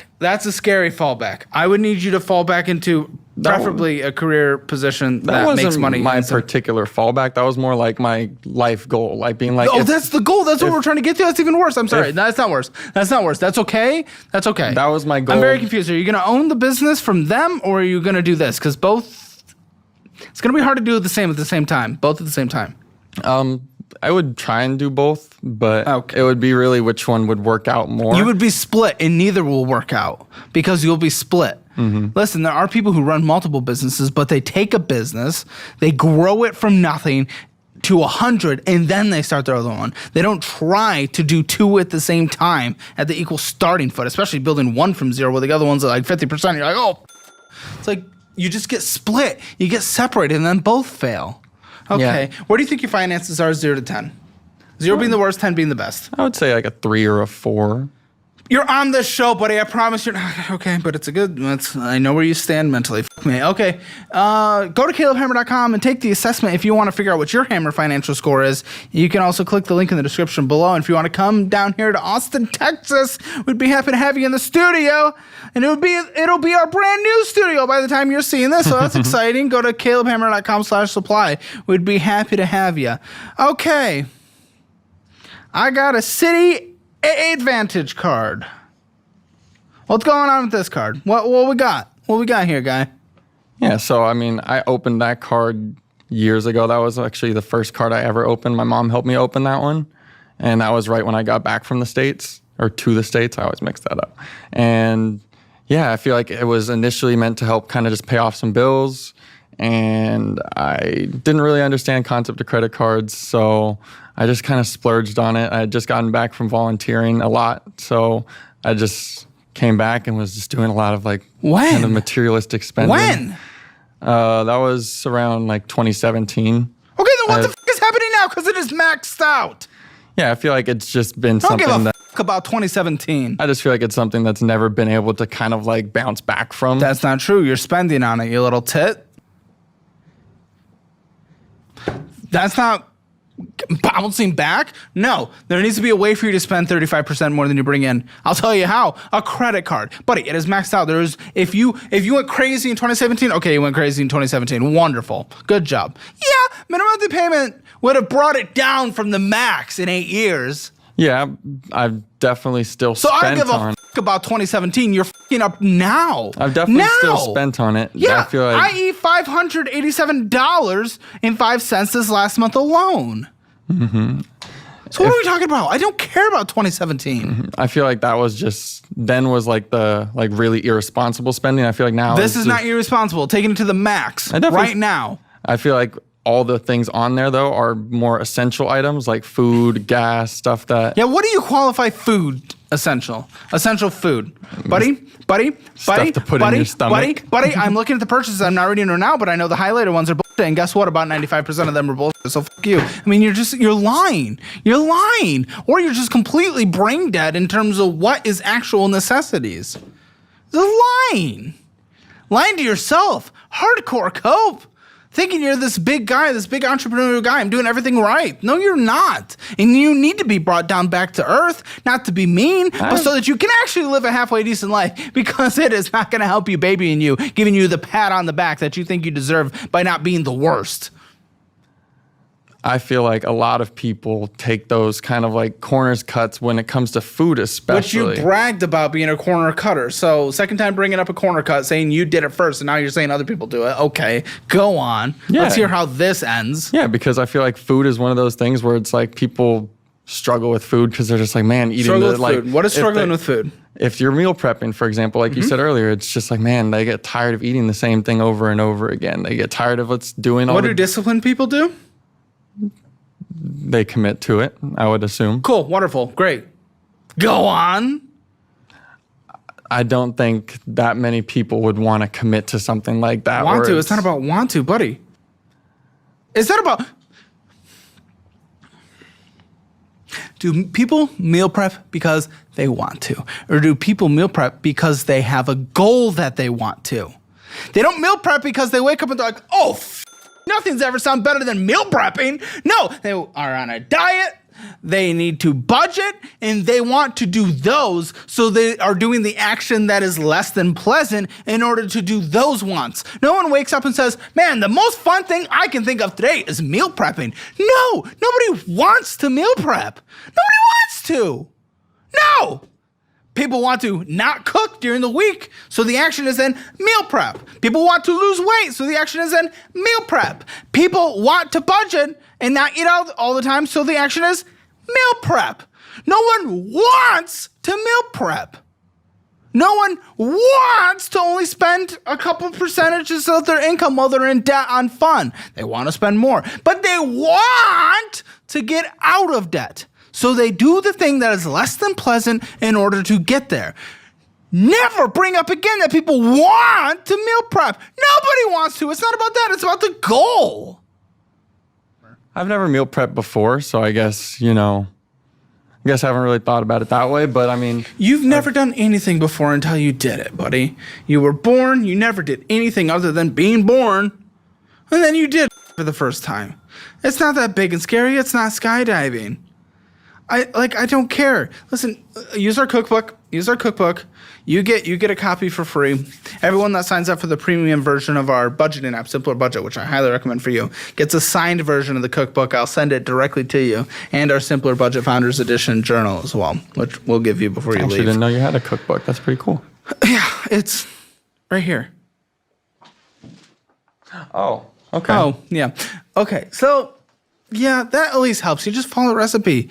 I've never meal prepped. All you have to do is cook, freeze, cook, freeze, cook, freeze. This is not crazy. Again, this is not skydiving. This is not the scariest thing to try for the first time. Mm-hmm. I just feel like a lot of people, I don't think many people I've talked to really do meal prepping like that. So it's something where I've just never been like, oh, that's the thought that'll get me out of debt is meal prepping. The majority of people I know, I go out on the street, I meet a majority of people, they're all financially, so that's okay for me to be. Your logic and all these things are so flawed. I just hadn't made that connection of just being like, whoa, I eat out too much, so let me start meal prepping. That wasn't a connection in my brain where you haven't tracked your spending at all? Not really, Then no. you don't even know if you're doing better than you were a few years ago. I mean, the first card I'm looking at is a maxed out credit card. Mm-hmm. Sorry, I don't think I ever said the balance. $2,050.95. Minimum monthly payment $123.87. Mm-hmm. $51.92 of interest accruing. Yeah, I feel like I did do slight meal prep practice. A few years ago, I was doing some gold prospecting for fun, kind of at a little bit of a time. But so what are you saying then?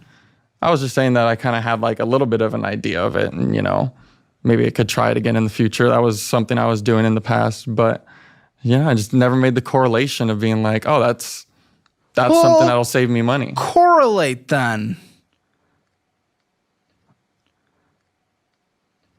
Okay, there you go. Helpful tip of the day. I'm sorry.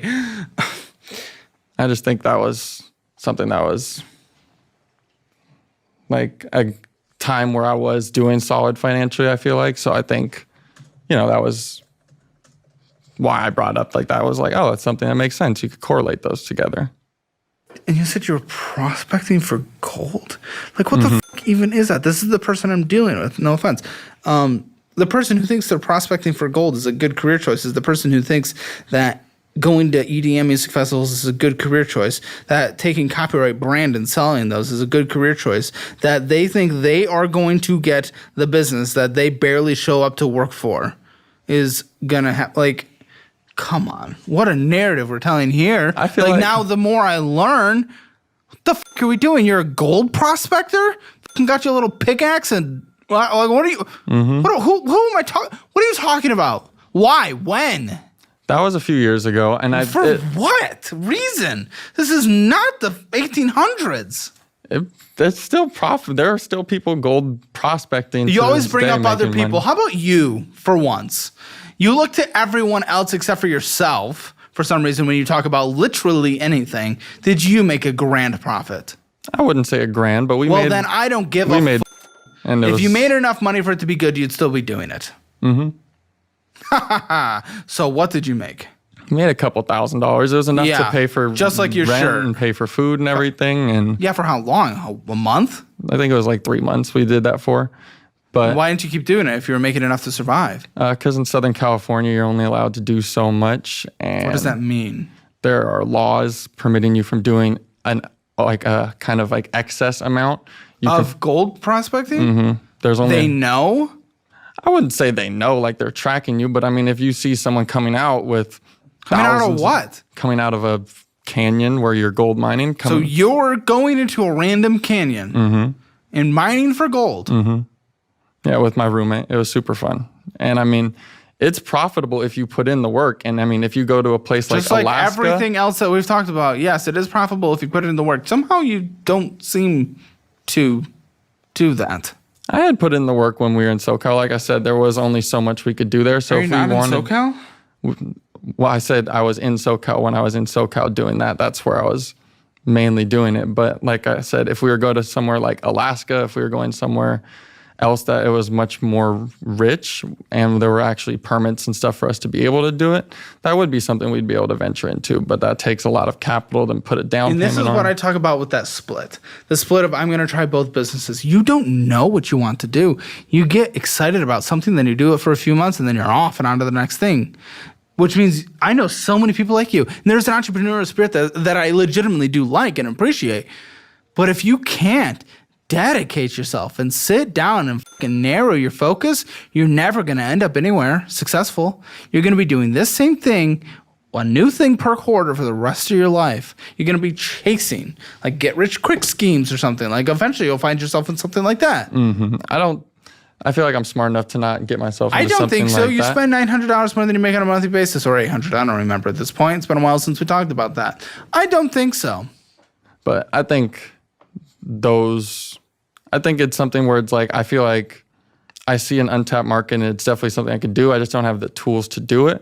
But which market are we talking about? Let's say the EDM one, for example. Like, you don't have the tools. What's the tool? A camera? I started this with a little camera. Media credentials. I started, like you said, with a camera is definitely something that I've already started doing myself. But to do something where it's like, why are they going to give you media credentials?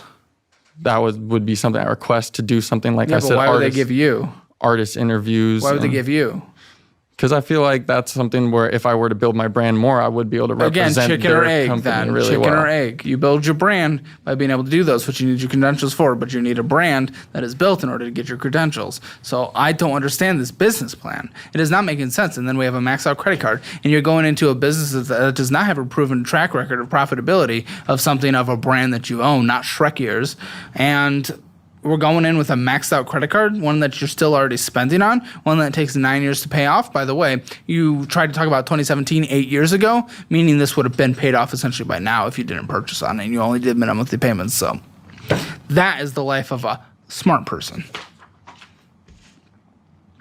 Go ahead. Wiener Schnitzel, a critical thing, a necessity, as he said. Subway, Uber Eats, eBay, Taco Bell, TCG Player, eBay. Going inside, getting some bullshit. What are you, a Zen popper? Are you an energy drinker? What are you doing? Wait for it looks like you went into a little Petro Mart. You did not get gas for just a couple bucks. It depends on what it was. I'm not entirely sure. Probably a lighter. Could be something like that. You got 2 lighters in a row? Okay, that's weird. Uber Eats, Greyhound Bar, and Uber Eats for $51. $51.92 of interest is accruing. It's a 30% interest rate. And you said that it is necessities. That's what you said. I see the majority of those necessities. are food Work 30 purchases. hours a week, and yet you cannot actually go to the grocery store and prepare, even though you were a chef. And again, like I said, I mean, I'm pretty sure you're at the credit limit. No! It's fucking worse! Dude! The smart guy. Again, the smart guy.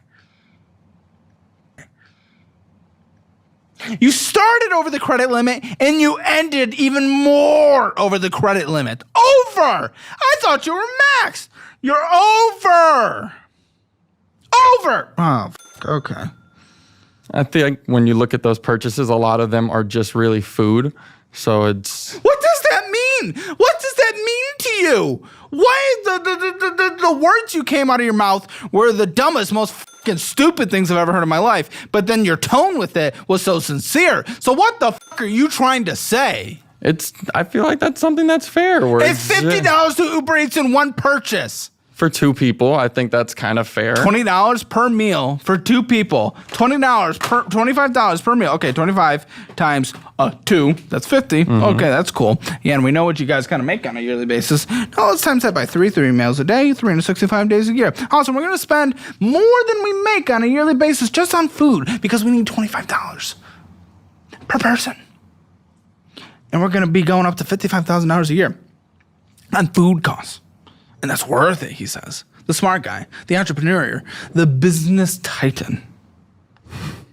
I think there are, like I said, that's something that most people are like, they're like, hey, let me just get an Uber Eats real quick. Why do you give a about most people. I don't give a I want people to do well, but I don't care what they're doing. I don't base my life on what other people are doing.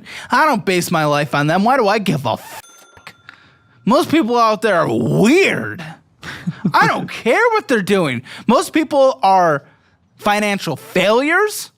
Most people are family failures. People struggle out there. Go on fucking Twitter and everyone's a pearl clutching weirdo. I don't give a I don't live my life based on weird motherfuckers. Why do you care about these other people? You bring up other people endlessly. Why do you care? This is your life. Live your life. I think when I'm bringing up other people, it's just saying, like, in contrast, there's a lot of stuff that, you know, there are places where it's just like, oh, that's something that a lot of people also do. So it's like, in my head, that's where I'm like, oh, well, that's kind of okay. No, you're coping. You're fucking coping. And speaking of your endless cope, 2 lighters in a row, what the fuck are you even, you're obviously smoking. What are you smoking? Based on this conversation, I'm pretty sure it's crack, but what are you smoking? I just smoke. I don't smoke anything. How much?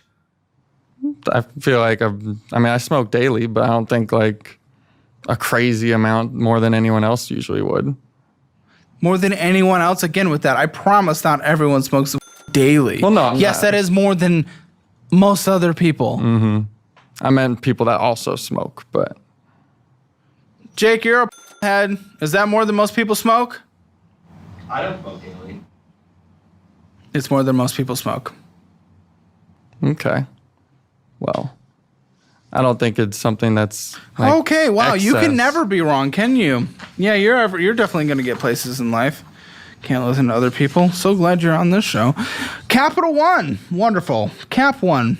What are we doing here? What's up with this card? Let's talk about 2017 again. What happened with this card in 2017?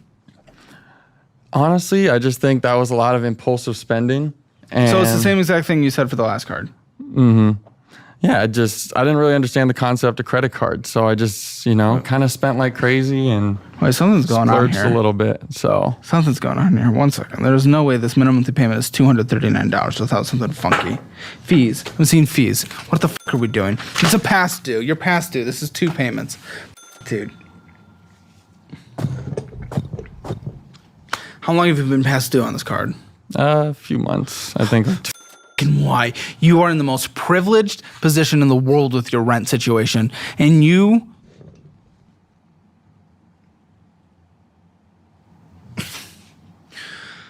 and because of your privilege, you are preventing the housing supply meeting market demand.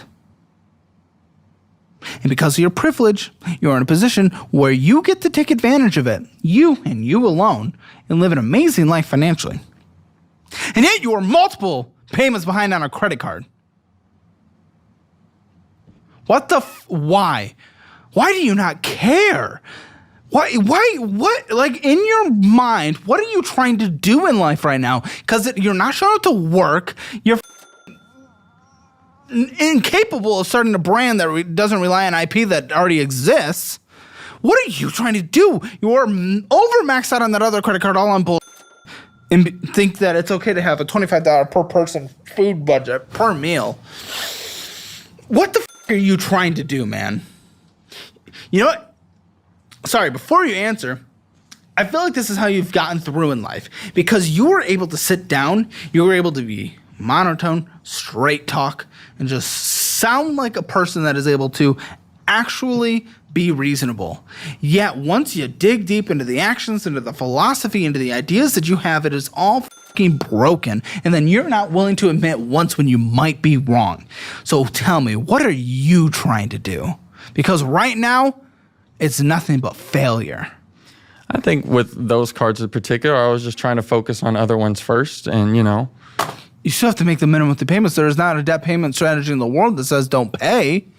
Unless it's let them all go to collections, then negotiate from there. But I wouldn't recommend that. You'll fuck your credit. Mm-hmm. So tell me then, what the fuck? Because no one suggested that. Or did someone suggest that to you? No one suggested that. Then why did you choose that? it just seemed like the other ones had a higher interest rate, and it just seemed like it was a little smarter to pay off those ones first. Sure, but why does that mean you don't have your minimum monthly payment paid on this?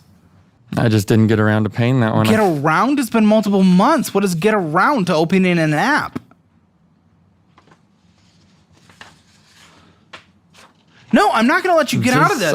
That is bullshit. I just didn't open the app and didn't get around to it.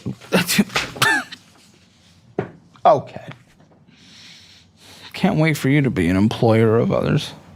Sorry, guys. I just didn't get around to opening the platform and making payroll for the last 4 months. I just didn't get around to it. Well, that's it. Again, that happens. No, it doesn't. My boss does it from time to time, and I'm Then your understanding boss is about a it. bad boss. Then you work for a horrendous boss. I don't think he's a bad boss. If he's not paying you, you're not working for a good boss, and good luck getting the company from him. I think it's, everyone has stuff that happens to them, and I feel like it's okay to be understanding and be like, you know what? They did It's okay get to be busy. understanding, but if something did happen in your life that was a life-altering thing, you're able to call the credit card company and tell them about it. You didn't do that, and nothing did happen. You just were lazy. I think it's a little bit of both. I think I'm definitely... What happened then?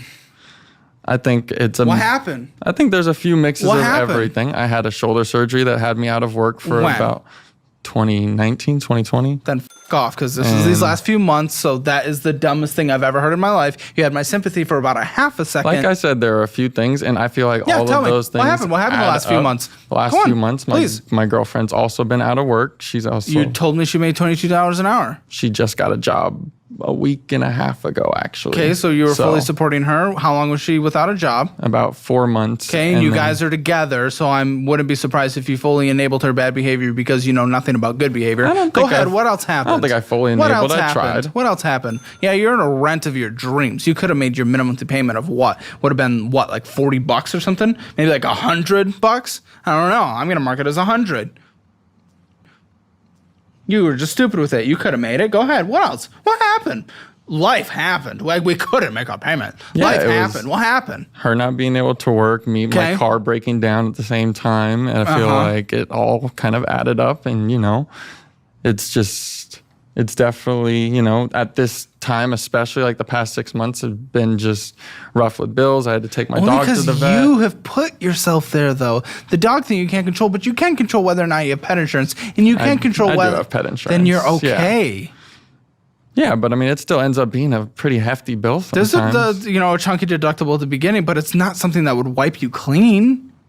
Yeah, I mean, when you're in the situation that I'm in where all credit cards are maxed out, I feel That like you did, that you continue to do. Look at your spending. You spend $700. You spend $900 more than you make on a monthly basis. You spend 35% more than you bring in on a monthly basis. You spent almost $800 going out to eat on a monthly basis. You spent $50 on just one Uber Eats order, and there were multiple Uber Eats orders there. And you spend hundreds of dollars on a monthly basis because you're a normal, everyday, average smoker, and that is very normal for people to do.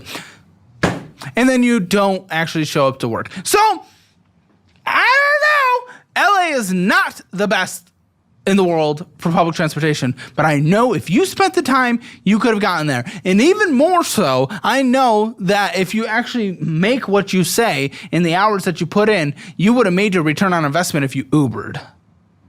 I don't think so. I Then mean, you don't that's- make enough money and you need to find another job, which, by the way, is honestly probably true for LA. Making under $30 an hour for LA, yeah, it's time to price shop. It's time to job search. It's trying to move up your skills. I agree, and I feel like we were talking about fallbacks earlier. I feel like if I were to Your leave that fallback place, is Shrek ears. I feel like if I were to leave that place, I've learned a lot of skills. I feel like I've done a lot of welding and fabricating there to where I got my Will that welding be able to be certification. featured on your resume? Yes, Okay, yes. there you go. So I feel like that's something I could easily go to like after this if it weren't to work out, and I think I could probably get paid more doing Well, it. I might start looking at that. I've thought about it, but at the same time, I really, like I said, I like my bosses, I like the job, and I feel like if something were to come out of it, Your boss lives in a different state and they don't pay you. one of them does. I mean, the other one does still currently live here, and he has an office out here, or not here, sorry, we're in Texas right now, but lives in LA. And like I said, they like me. I mean, obviously, if I'm not going into work that much, they obviously like me enough not to fire me. So, or they don't think they're going to be able to pay pennies on the dollar for another employee because you accepted it, and they're like, oh, we got lucky. I definitely think they know the situation that they're in financially, and they're happy with it. Is it good or bad? They're good. They're very happy with it, and They know the situation they're in financially, so they're willing to pay lower. What are you talking about? That would suggest to me that they're not doing very well.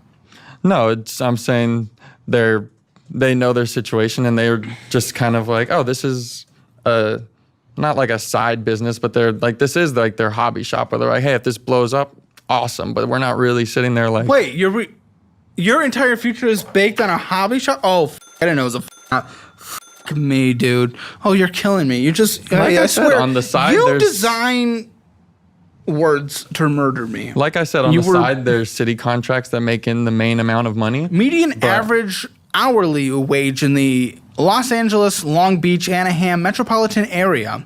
So this is even the lower cost of living areas in that area, the edges of town, and I know you're not in that. $35.29. You're making under that, including the lower paid areas. It's probably closer to like 40 in your area. I feel like that's not true. I mean, I know you're looking it up, but I mean, I have people that are currently living there, and no one's making 35. No, you just need to go get stabbed or something, buddy. No one's making 35 an hour, so I don't know. No one's making. I don't think you know people. No one that I know. Yeah, so, you probably get taken on a short bus to a special place on a daily basis, and those are the only people you know, and you base your entire life off of them, and that's why you think you're doing okay. Even people, I feel like you walk into any, the minimum wage obviously isn't 35. So, and that's majority most of the people people don't make the minimum wage. You think the minimum wage is designed because everyone makes that? What the f*** are you talking about? I feel like everyone's close, like any fast food service, I feel like, retail. what are you talking about? Sure, in that job, you think that's what every job is? That's not every job, but that's what I'm saying. Then That's what a lot of the jobs, talking about? though. But it's not every job. And those are the majority of the jobs that people They get are not the majority of jobs. That aren't people that have like qualifying degrees, have certifications or anything You like that. have certifications, you I do, and like I said, I feel like So what the are you talking about? Congratulations, you made friends with a fast food worker once, and you base your entire life off of them. Like, I don't know what to do off of that. That's not how a normal human operates, guy. Oh, you're insufferable. I'm sorry, you're insufferable. I don't like you. I've officially decided I don't like you. Your credit score is basically 500. This is absolutely stupid. I'm gonna fucking just die. Okay. I feel like the job market, is something that a lot of people struggle with, and I think, everyone has to have a side hustle or something like that. Okay, not everyone has to have a side hustle, and our unemployment rate's about 4%, so no, not everyone struggles with the job market. Statistically incorrect. Yes, it is hard when you're unemployed and you try to find a job, especially if you're competing with the job that you had previously and you want to get into a similar income scale or a similar job, similar comfort level. Sometimes you'll have to start lower and you'll have to job hop. You'll have to figure it out. You'll have to work internally in that company to move up.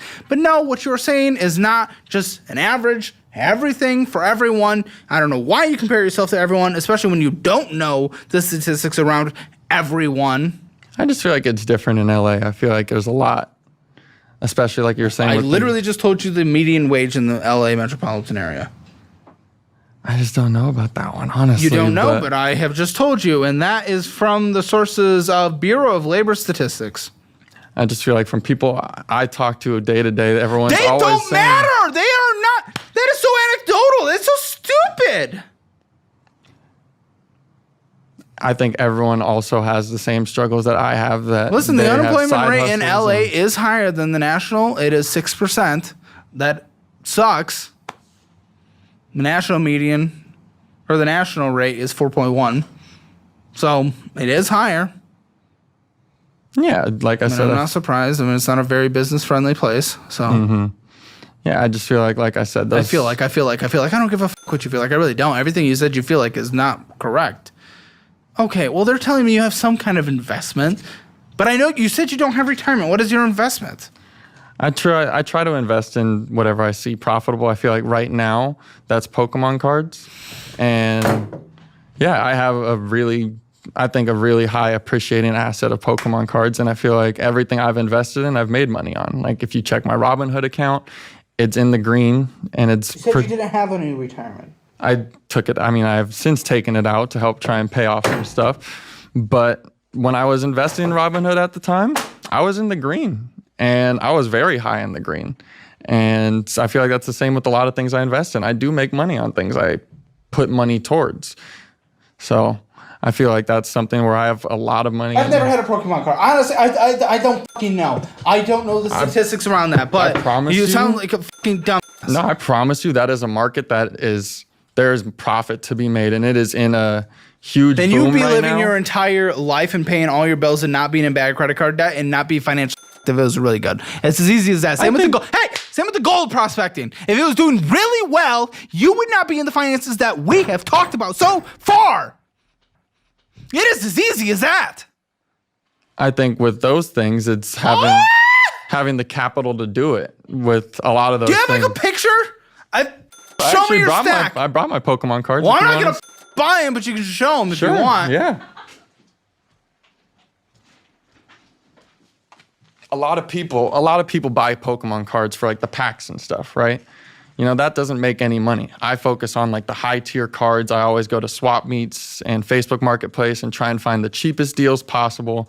So I actually know what my money in. I'm so glad you're spending all your time doing this instead of actually going out and showing up to work. So I do know my money in, and I know what my value is currently at. So I know I'm in the green. And if you don't know what your value is at 100%, in order to realize that value, someone else would have to get it. You can guess it. How much have you put in? I've put in around $2,300, and it is worth about. You couldn't even pay the rent for the place you would move to if you took your lump sum off of that. So that doesn't even matter. This is so insignificant. And it's worth about $4,500 right now. So I feel like that is a pretty big sum, and it's something that appreciates, and it's something that, you know, it goes up a lot. So that's something I feel like isn't a bad investment at all. We have some math over the past 25 years. Would you like to hear it? Sure. Divided by that 25 has an average yearly return of 0.8%. Little under the 1%. You're not beating inflation. Wait, what were you You're not beating bonds. exactly? What the return has been over the last 25 years. Over the last 25 years. This hasn't been 25 years. I'm just telling you what the average rate of return has been. Yeah, I would say I probably started investing in Pokemon cards maybe about a year ago. And yeah, I feel like I've made a really good profit in that time. Well, I think we will see a return of 13% between 2024 and 2024 and 2034. A 13% return. Not annual, though. As far as I can tell. Okay, show me. What are they worth? He's put 2,400 in. What are they worth? Yeah, they're worth 4,500 at the moment. Good. Sell them. Pay off debt. So that's what I've thought about doing, but I've definitely, at the moment, it is still rising. Yep, and it's set then I don't give a sell and pay off debt because I doubt they're rising at a 30% rate. Some of them 182%. Yeah, in a year. But if something in 3 months. That's even worse. It's even worse. If something's able to go up that high in 3 months and their crash, well, I'm not going to say it's going to crash soon, but their crash is going to be just as spectacular as the rise. Yes. That's how really anything goes like that. Absolutely. And I feel like if you know when to look for the rise and the crash, you know how to make money. You're day trading. Some could say that, I guess, yeah. And I feel 10% of day traders are successful. Like I said, if you check my Robinhood account, it was very high in the green as well, too. So I feel like that's something I am pretty smart with doing, and I feel like I know at least a little bit about how to make money on that stance. If I feel like I had a little more money to spend, I think I would have made some more. The stats aren't perfect. There is no market perfect performance of what the average annual return is, and it depends on the pack. There's some packs that have obviously returned like 12% compounding year on 50% compounding on a year. Well, yeah, those are packs. You don't exactly, but there is no full market average return like there is in like the S&P 500, even Bitcoin. Like, usually it's even like average yearly return with that, but we can't even find it. Yeah, and that's because it's so much of an untapped market. It's so much of a boom right now at the moment that it is kind of hard to do research on. But if you're in the scene like I am, you see people that have started with an investment start at $10,000 and they're up to like $78,000, $80,000 in just a few months. Some people, just like some people day trading, they do incredibly well. Yes, We're talking a small percentage. You have never been successful at one thing in your life, Yes, and you've tried 1,000 different things and you've never been successful at one. I have no confidence in this. If I had the capital to do it, I feel like it would have been a lot more successful. And there's no stats around the percentage of people that are successful in this as well. It's just not a big enough market for that. It's just not. People f around and they make money, but it's not a big enough market for that. And I'm okay. It's like a little gamble, it's a little fun money, but you don't have that fun money. You have a credit card that was over the balance. Then what was this last card? Oh, no, the first one was over the balance. This last one, yeah, it was past due and over the balance. So I need my notebook, buddy. Pick it off over the ground. You made me rage throw it. Your fault, not mine. I'm using the same language you've used about your entire finances. Okay, show me a card. Sure, why not? I'll take a look. I think they're definitely... At your entire retirement plan. I think they're definitely of good value. Sure. This Unknown one- V, I choose you. This one alone, I think, is ranging at $312 right now for this one. Cool, sell it. There's some back here, too, that are worth a couple hundreds. Cool, sell it. These are all very Phone, expensive ones. Fione, I choose you. Ben Boulder, I choose you. Professor Research, I That chose one's you. around $200. It's a really solid one as well. And these ones stay very collectible because Meme they're Show, old. I choose you. So these ones are all very old cards. These ones are newer ones that have high value at this moment. I'll be honest, I don't give a f. Put them away. I don't give a single f. First edition. There's not a f that I give.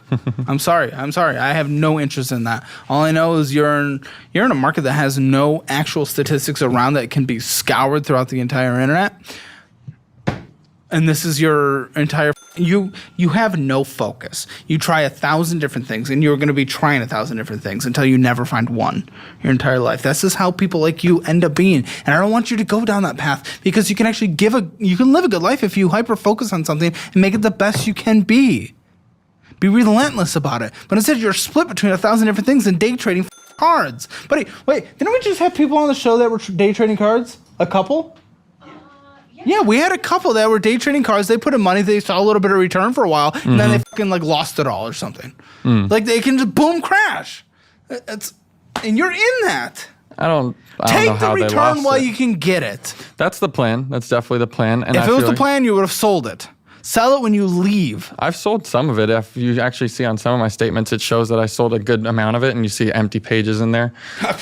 I don't think I can get through to you. I'm going to sit you down with a Sondermind therapist. They're good. You get 3 free therapy sessions. Sit down with them. Maybe they'll tell you to stop being a dumb. Except I think they say it nicer. I don't know. I have another card. Discover it. Discover how I can get the f out of this conversation. Balance is lower than this one, $1,508.85. Interest, $24.76. At least there's no purchases. $45 minimum monthly payment. It's over the balance. It's over the balance. 3 so far, 3 in a row. You can't do one thing. You're incapable of one thing. Well, you see there was no purchases on that one. I mean, it's not like it's just splurging on that thing. It's at the balance that it's at, and it goes over for, a little bit of gas here and there to drive the car that I need to get to work. You don't drive the car. When I can, I do. But you don't, because you never go to work. I feel like if I had a much more working car, I'd be at work 40 hours a week happily. Because it's not like I'm sitting there saying like, oh, I hate my job. That's why I'm not at work. I need a better job. It's just... I very much advocate against it, but I think your parents needed to beat you when you were a kid.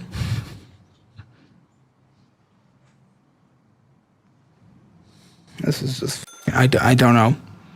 I mean, you're fucking... I'm sorry. Your mind is in that TikTok finfluencer dumbass. And do you create like little finance TikToks? Because I bet you will soon. And you're going to try to show people how successful you are. And then you're going to lead people to just being like broken. Finance TikToks? I don't know what that means. You don't know what that means? Like me making finance TikToks? I don't You know why can't put the word finance and TikTok together and... I mean, I can understand the blanket term of that, but I just don't. Well, I don't know why I would be doing finance TikToks. Because you follow... You, the way you talk, the way you've operated, it's like you've fallen down that rabbit hole. And people like you always end up just start making videos on that, and then you're going to take all these other impressionable people and take them down that rabbit hole, destroying their lives. And it's sad. $24 and 76 cents of interest. 27.24% interest rate on here. Above the credit card limit because we're just How did it even... You must have been late on payments. You must have had some missed payments that put you over the credit card limit, or else why would you even be on that? It was just putting a gas payment on it. I mean, that's the only thing I've ever really even put that card on. Initially, it was... I can't trust you. It was a balance transfer, and I transferred the money over from the Capital One to there. When? Say like a year or two ago. Then why would it be over the limit now? Because I just never made payments to get it back to where it was. You know, it was at 0% interest for the year, and I didn't pay it off enough to get it lower. So now it's just back up towards that. But I feel like that's the one I have under control the most, where it's, you know, limited spending, and I, you know, pay the monthly payment. Did you come here and think I was going to stroke your little egotistical entrepreneurial dick? No. Is that your intent here? No. Because what the you can't acknowledge you're wrong. You're an absolute dumb when it comes to all of this, but you continue to use language that you are not a dumb. Like, I don't understand what we are trying to do here. And it is enraging. I can agree that, you know, the financial situation I'm in isn't good. Oh, it's not good. But it's not good. But I feel like some of the stuff there's a but with this isn't good. But I feel like some of the stuff is justifiable. I feel like some of it's justifiable. Okay, let me know when your balls drop, and then tell me what the is justifiable. The gas. I mean, if you look at that Discover card only right now. I didn't see gas purchases. You just said they were gas purchases, yeah, okay, and I can't believe you based on everything you've said so far. Whether you want to believe it or not. Well, you opened the conversation with the shortcuts I'm taking is not spending money on food, and then that's where all the first credit card that was over maxed out went to, and you spend $800 a month on food. Okay, yeah, I mean $800. You bring in, what was it, $2,400? Okay, you spend 34% your income on food. Guys, that's my cutting corners. Yeah, that's not even including groceries. Obviously, it's more because you do get groceries. Mm-hmm. Waste of my time. What is this? This is like a firm or something, isn't it? It's all over. It's all overdue. It just says overdue. Target, Amazon. Why can't you make a singular payment in your life? You are a child.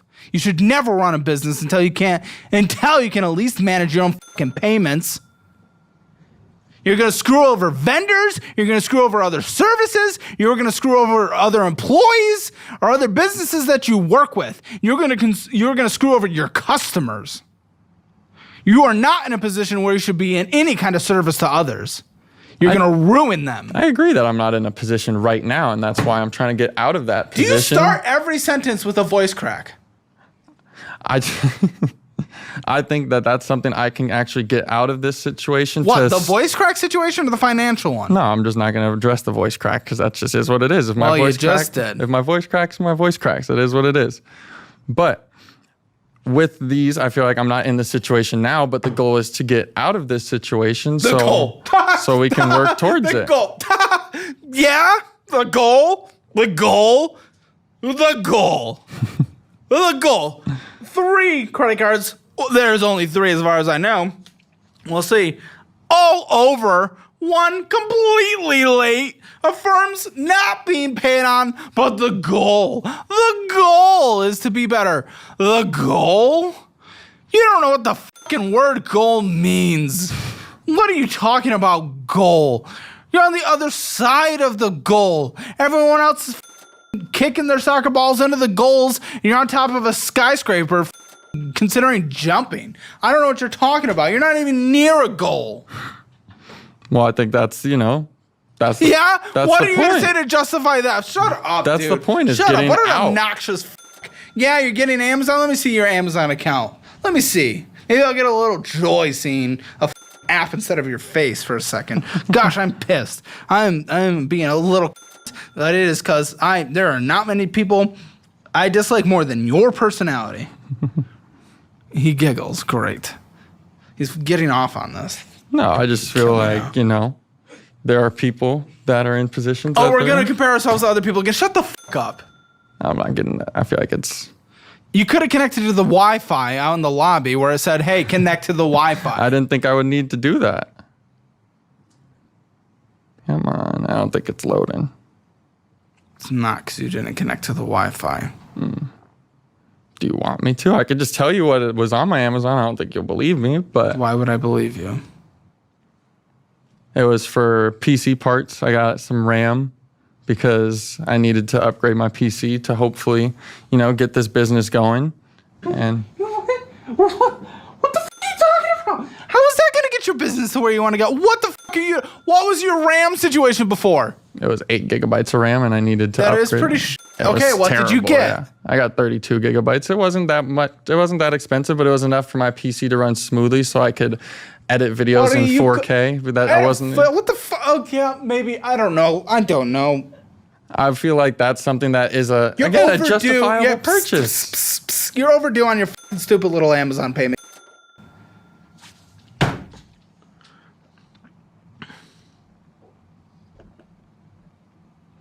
Yeah, that Affirm was... Yeah, why don't you say some words? It was a lot worse before. It was at I think $1,900. And, I was doing lots of splurging on that before, with that gold prospecting. I loved gold, so I splurged on some gold jewelry there.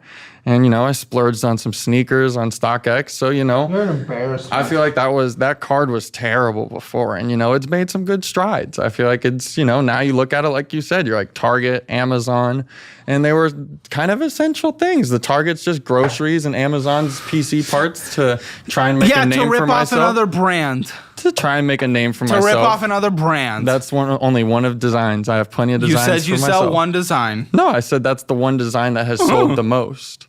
So there are other designs that I've made myself that I feel like a lot of people like as well. And if I get the market to it, you people made your will purchase money it. off of one design, you said. The most Are you money changing the narrative? No, it's just that's what I've made the most. And then what are you money getting on. at Target? Because I don't believe for a single second it's all necessities. It's just groceries. Yeah, I don't really. Really, buy. I don't believe you. I don't. I can't. Let's see if I can pull up my Target. I can't. I mean, you're a firm. We got the PlayStation, and you're paying for PlayStation Plus. I'm being told you're still paying for EA Play. We're getting a stupid RAM for a stupid PC. So stupid. What? They're saying you're buying some producing software. So are you making your own EDM now?